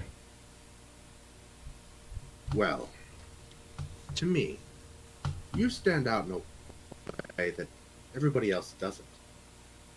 Actually, I think you're much easier to get on with than the other folks. I enjoy talking to you quite a bit. I think your mind is a very interesting place. I enjoy learning new things from you, Simon. Thanks, Lewis, but stop treating me like a barn animal. You remind me of somebody who I used to work with. Somebody I haven't seen in a long time. She was a lot like you, actually. Only you're much less arrogant. I think we make a good team, don't you? Yeah. Yep. Mm-hmm. Yeah. What's the matter? I don't think I like doing this. How so? I don't like not talking to anybody anymore. I miss Casey, and I know they're worried sick about me. I want to visit them, but I know I can't. Lewis doesn't say anything. We've been friends for years. I consider them family, you know? They're like family that will actually listen to me. Family that checks on me when something's on my mind. I don't know where I'd be without them. Oh, Simon! Simon. Lewis and Simon stop abruptly. Casey stops as well. They turn around and see Hermes standing behind them from a fair distance. Hermes waves to Casey. I admire the relationship that you two have. From what I've heard, you two make a great pair, if you know what I mean. But these circumstances are dire, Simon. Very, very dire. It's in your best interests that, for the time being, you stay put where you are. You don't want anyone to get hurt on your watch, do you? No! I didn't think so. Trust me when I tell you that it never leaves you. Lewis, when do we go back on normal mode? We're going to be on hardcore mode for the next 2 hours. Back to normal. What? Yeah. Once we break the mirror, of course. They look ahead. The mirror is in front of them with a white cloth draped over it. Well, Simon steps forward and unsheathes the mirror. The mirror's reflect. He put the cloth back on. Whatever. Fucking cloth theory, man. The mirror's reflection is distorted. Is it, like, on? Yes, it's on. Lewis air quotes as he says on. Simon, this mirror is a gateway for these creatures to seep through. Wherever they come from, it's all tracing back to this mirror. Lewis slams his entire body into the mirror and disappears. Simon looks at Lewis puzzled. Puzzledly. I'm not saying that. Why wasn't it working last time? That, I'm not yet sure. Regardless, we're short on time. Lewis reaches into his satchel and pulls To a out a man hammer. purse. This man. I'm trusting you to do the honors, Simon. Lewis hands the Simon to. God, fuck. Lewis hands the hammer. Lewis hands the hammer to Simon.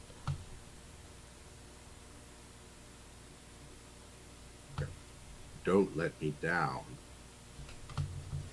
Don't let me down, Lewis. Of course, Lewis. Simon raises his arm and prepares to bring the hammer down on the mirror before Lewis puts an arm on Simon's shoulder. Simon, this entire thing that I did with the hammer will be entirely unnecessary, and I had no reason to do it in the first place. But I wanted to. Really? Before you do this, let me tell you a little something. Really? I've been looking for somebody like you for a long time. A very specific somebody. Somebody who can help me end this madness, once and for all. What about Felix? Felix. He's not the type of person I'm looking for. He's weak. He's not like you. You're strong. Stronger than you think you are. There are a lot of things that you can help me achieve. Simon immediately runs back to the entrance of the park. I want to keep you around, Simon. We make a good team together, right? I don't want to lose that. I can't lose that. Simon stares at the mirror silently. Lewis puts his arm around Simon, and they gaze into the mirror together. Simon, do you know why we make such a good team? Because together... Lewis licks your speaks in a low voice into Simon's ear. We are unstoppable. Lewis gives Simon a smooch on the cheek and pulls away. So, forgive me. Lewis shoves Simon into the mirror and they fall in. Casey gasps. I'll come back when I need you. Lewis picks up the hammer that Simon dropped upon entering the mirror. And with that, my work here is done. I'll go on the trail. Casey stumbles onto the trail and runs over to the mirror. No! Oh! This can't be real. I should have known it. He was always a fucking pervert. I never did anything about it. I should have... Casey turns around and sees Hermes standing there. Casey stomps towards him. You! What do you know? Huh? What's your fucking part in all of this? I'm just the messenger, Casey. I'm not involved in these activities. You! You said you could help me! Why are you helping me? Do something! Casey grabs Hermes and shakes him? Hermes pushes Casey away. Don't get physical with me. It's not worth the effort. Here, let's get back home. Hermes waves his arms and they return to Casey's backyard. Casey storms off in a huff. Casey, I know how it feels. I know what betrayal looks like. It's an ugly thing, and what it does to somebody is even uglier. It's a thing people never really recover from. And it's not the first time Lewis has done this to somebody. Casey turns around to face Hermes once more. I'm urging you not to do anything irrational. Who do you think you are? You're not gonna tell me what to do.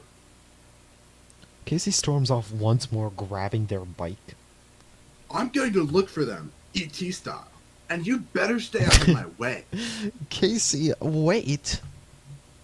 Casey pedals off on their bike in a hurry towards the nature trail. Alright, last one. Oh boy. I do want to read the old drafts. Give them They're- a bit of a they're- cursory. They're pretty similar. It would Alright, be redundant to read them out loud. we'll save them then. Yeah. This video takes place in the present day. Casey arrives at the Nodder Trail. Casey turns on their flashlight so that they can see in the darkness. Okay, good to know what the flashlight is intended for. They leave their bike at the entrance and rush in. We cut to them wandering down the trail, They hear numerous footsteps behind them, and they turn around. Seeing a flashlight in the distance, they turn back around and begin running. Eventually, they reach the mirror. This is it. Simon should be in here somewhere. Casey sighs and unsheathes the mirror, gazing upon its reflective surface. For the first time, the mirror's distorted properties show itself to Casey. If I didn't come back, at least I died trying. Without a moment of hesitation, Casey pushes themselves into the mirror and ends up in a dusty warehouse. Building. Fake music continues to waver through the walls of the building. They fall to the ground roughly and pick themselves up. Building. Turning on the night vision lens, Casey clicks on their flashlight. Simon! Hello! Looking around, Casey locates the hallway full of doors. Walking towards it, they notice a messy trail of tangled wires leading to a door on the right. Casey tries to turn the knob, but the door will not open. They turn around and abruptly find themselves in the same shed from the examination. This place doesn't make any sense. None of it makes any sense. Casey looks at the wall. What was once unreadable writing is now legible. Writing on the wall. The harbinger who witnessed my conception bears a bleeding heart, is plagued by the heathen, has been deceived by they who are closest to their bleeding heart, redundant, will liberate me from my darkened plane of reality, where a new age will be unbridled from those who have freed me. Desper! Casey reads this carefully. Simon, are you in here? As they call for Simon Casey, here's a noise. An animalistic, inhuman sound. Splat. This sound is familiar to Casey, as Simon had heard it when they were here. Stumbling backwards, Casey quickly runs out of the shed as the growling and screeching grows nearer. They trip and fall flat on the ground. The flashlight skitters to the ground in front of them. Standing up, they are back in the warehouse. That never described Desper, man. Knotted around Casey's foot is one of the tangled wires. Quickly undoing the knot, Casey hears animal-like footsteps behind them, and without a thought, reaches for the closest door in the hallway and throws themselves inside. Barricading the door with a nearby desk, the creature pounds at the door, relentlessly growling and panting as it tries to claw its way inside. Casey's breath quickens. Suddenly, a voice behind Casey. Casey? Casey turns around. Simon is sitting in the corner wearing a red jacket. Walkman in hand. A projector sits by their side. Oh, hug counter. Simon! Casey runs towards Simon and hugs them. Simon appears nervous. Pulling out. Casey switches off of the night vision. Oh, add it to the hug counter. I did. Okay. 4. Oh my god. You've been here this whole time? For Montez? Simon mumbles all their words. They avoid Casey's gaze. Muff? I don't know what you're talking about. Bruh. Simon, you've been gone for months. Months! I've been looking for you everywhere. Your family is worried sick. It hasn't been months. That's ridiculous. It's been a couple of days. No, it hasn't. It's a month in which this episode is uploaded. You'll have to work on this out later, Simon. You went missing in month that Simon went missing in. Simon turns and stares off into the distance. They fidget with the Walkman anxiously. Months? Casey, you haven't talked to Lewis, have you? No, absolutely not, except for those times that I did. He's a fucking monster. I saw what he did. Well, I wasn't there, but I know what happened. He got you stuck in here, right? Simon turns up the volume on their Walkman and leans back, closing their eyes. Walkman song, Don't Call on Me. Live audience plays it at home. Simon! Don't ignore me. Please. We need to get out of here. Oh, this Play- line play it. sucks. Keep going. Casey, remember when I was locked up in the mental ward? Yeah? I remember I got locked out and I wonder what happened. Yeah? Lewis told me that something was created on that day. But I can't remember it. I can't remember anything about that day except for the lockdown. Probably because it was What? a cool thing that happened that day. That sounds wrong. It has to be wrong coming from him. He lies to you, so you'll listen to him. Look, man, we need to leave, man. Casey grabs Simon's arm. They open their eyes and pull away, glaring at Casey. Dude, I know shit's bad, but, I need you to listen to me. There's something out there trying to get inside, and we don't have time to sit here and do nothing. It can't get in. What? How do you know? Simon bosses the Walkman. They pull the key out of their pocket. I had this in my pocket when I got here. It unlocked the door. I've been sitting in here and it can't get inside. It's been trying for a while. Sometimes it gives up and goes away, but it can't come in. But the door isn't locked. Of course it isn't locked. You got inside. Simon! We can't stay here forever. We need to get you back home. I came here to get you back, and I'm, not leaving without you. It's not so bad here. I don't mind being left alone. Simon switches up. I don't mind dancing with the demons. Simon switches on the projector. From the perspective of the mirror, we watch Lewis's betrayal play out on the wall of the room. How does that even work? Beats me. No use rationalizing this corrupt capitalist society. I got you into this corrupt capitalist society, didn't I? Simon looks at Casey. Yeah, but you didn't know the Industrial Revolution would end up like this.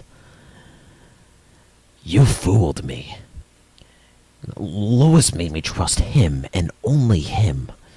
He broke me, Casey. He broke me and then he abandoned me. Simon presses play on the Walkman once more. On the wall, Simon is shoved into the mirror by Luis.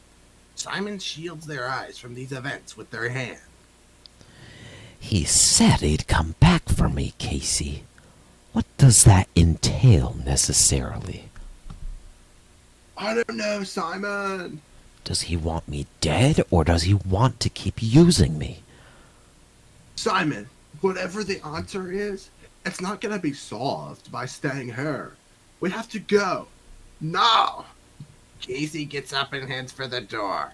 They cautiously push the desk out of the way and listen for the creature. Silence. If you want to leave, then leave. Casey turns around and walks towards Simon. I'm not gonna let you rot away here. Casey grabs Simon's arm and pulls them out. We're leaving here together. I need you to trust me. Simon looks at Casey. I don't have a choice, do I? Bazinga. Fucking Marvel quote. Not He's right Casey behind opens me, the- isn't he? and the two usher out of the room. The two Whoa, of them rogue, whisper as they rogue. navigate the hallway. Rogue time. This is where Rogue starts. Watch for the wires. I tripped before. Yeah, I know about them. You watched the footage where I tripped on them, you fucking idiot. Looking down both sides of the hallway, Casey sees the flashlight that they had previously dropped. They reach for it.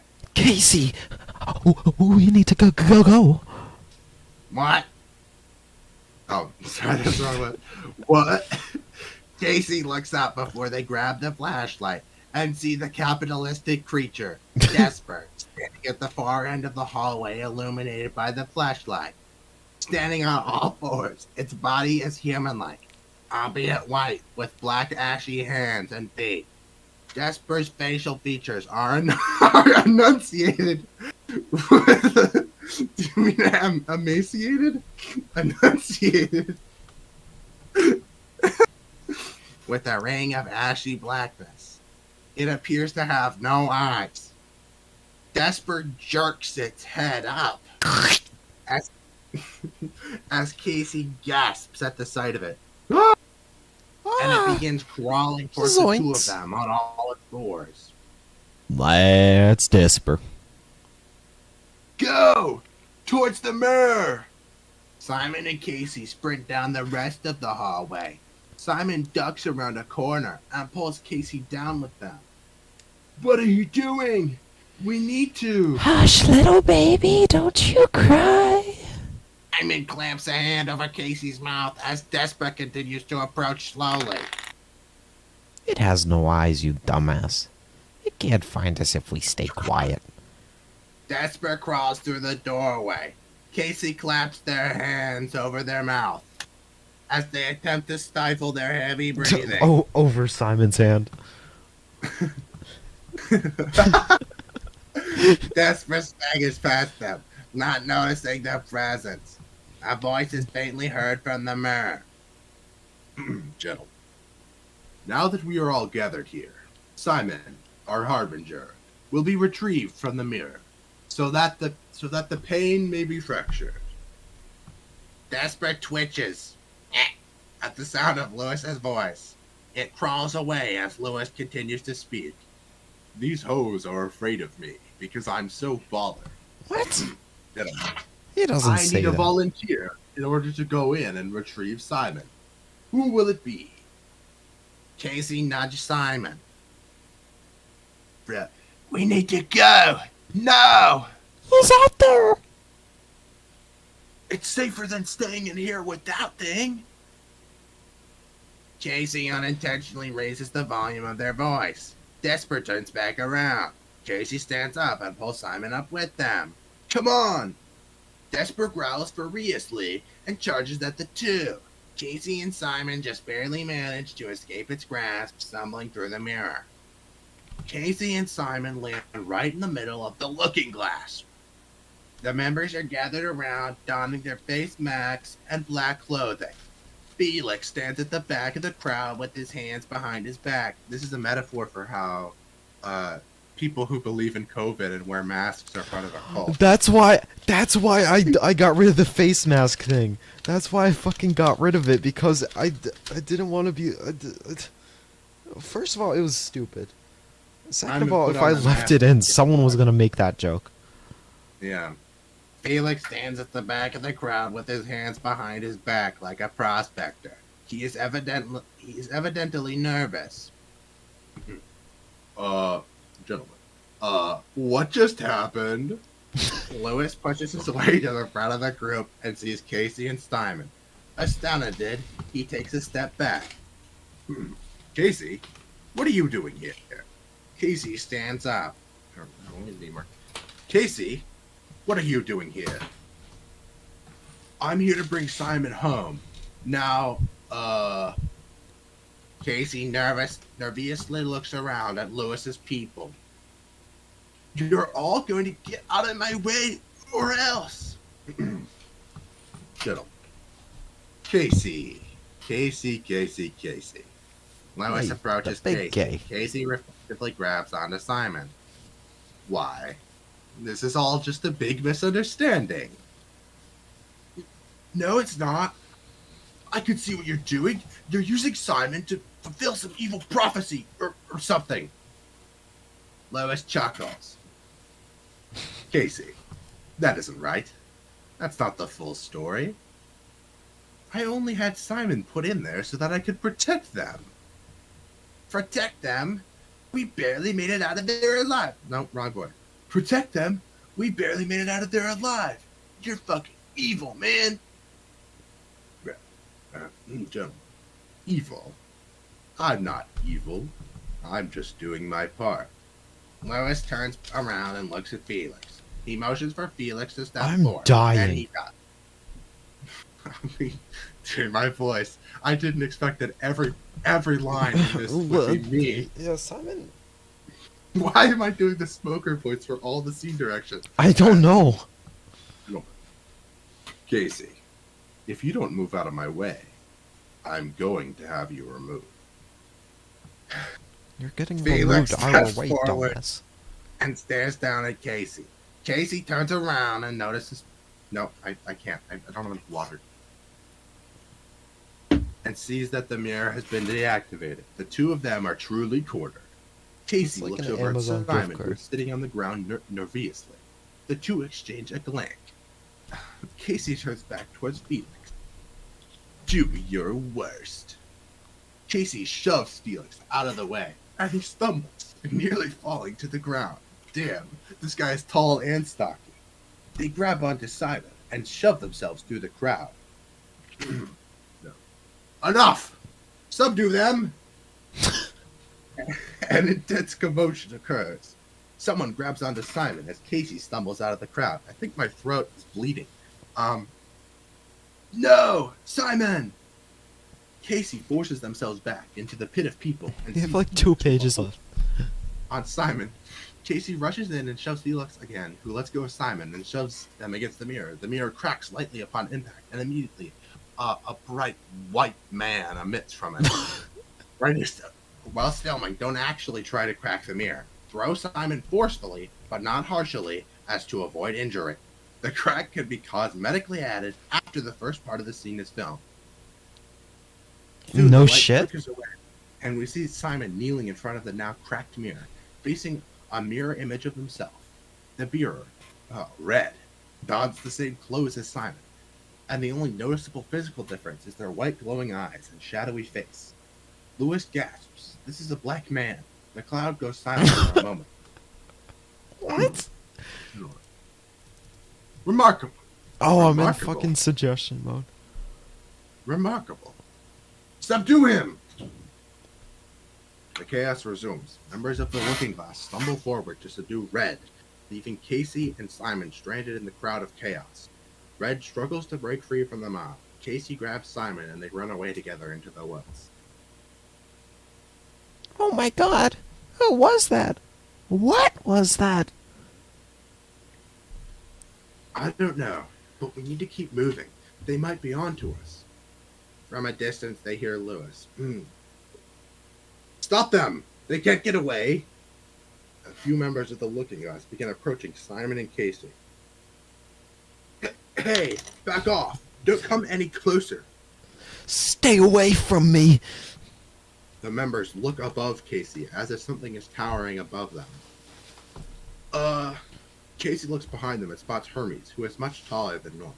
Hermes steps forward before stretching his arms outward like Slender Man, and with a wave of his arms, the members of the Looking Glass vanish. Hermes disappears along with them. Him? Look, we need to get out of here. They rush down the trail. The commotion behind them grows more and more distant. At the entrance, Casey ignores their bike and continue to run down the street with Simon. The Heathen song grows louder in the distance. The video abruptly cuts to black as they flee. We get a brief shot of Red in a large building restrained in a chair before the video ends, but not before Casey turns to the camera and says, not before Red turns to the camera and says, until next time, Awkward. I'm Casey, this is Simon, and we're yours truly. That's so fucking stupid. Listen, it's fucking 1 in the morning. I got work. Yeah. Okay. So call again August 8th? August? Yeah. Maybe sooner. Alright. I can't physically call sooner. Oh shit, I forgot. I'm leaving tomorrow, so yeah. Next stream August 8th, people. Bye, everybody.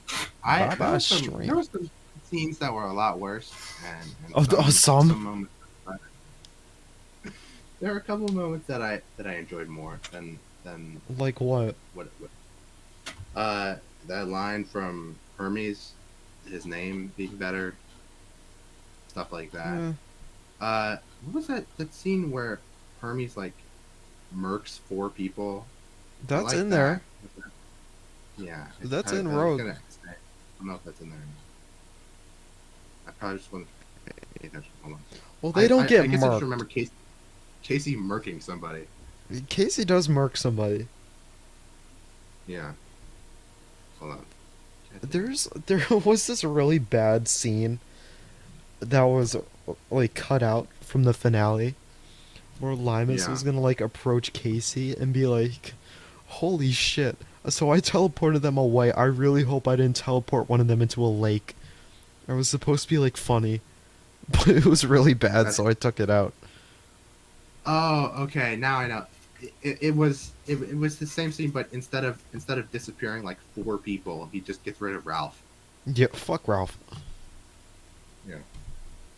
Ralph, I'm not sure if Ralph's presence, like absence from this, is a detractment or an addition. I don't know. Because some parts of him I like, and other parts of him I dislike.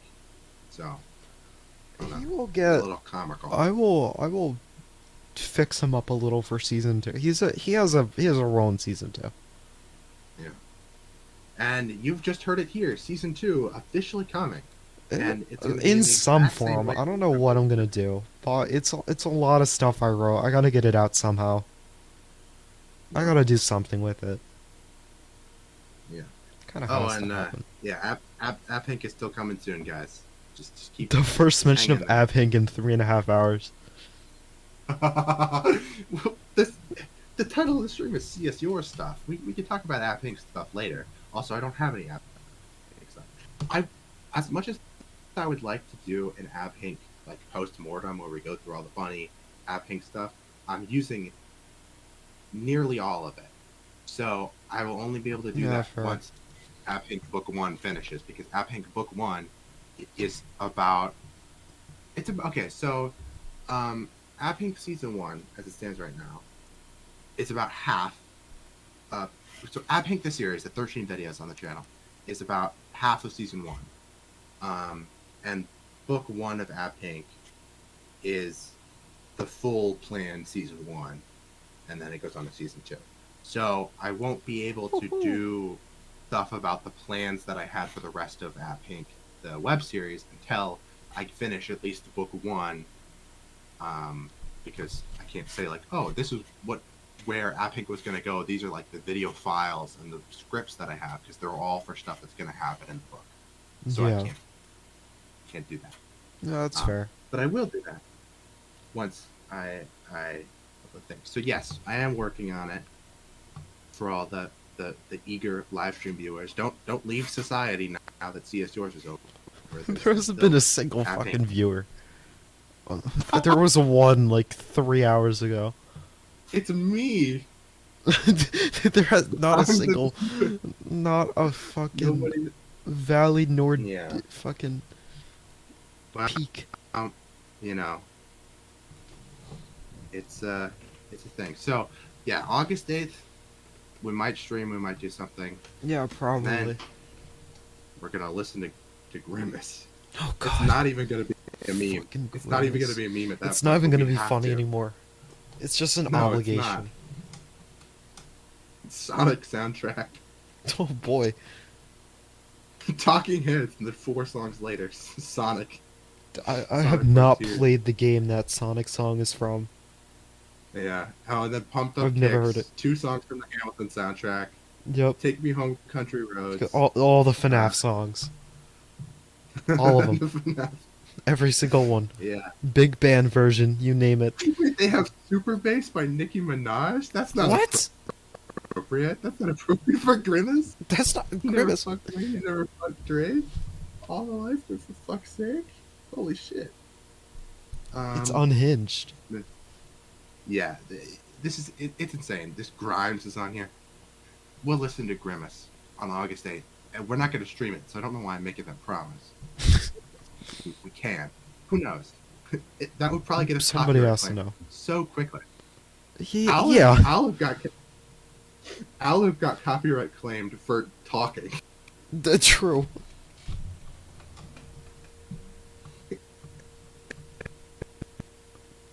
All right, so I'm going to leave now, and this is my goodbye to everybody. I'm going to be gone. I'll be active in the Discord, but I won't be able to do any calls or streams that you've all been looking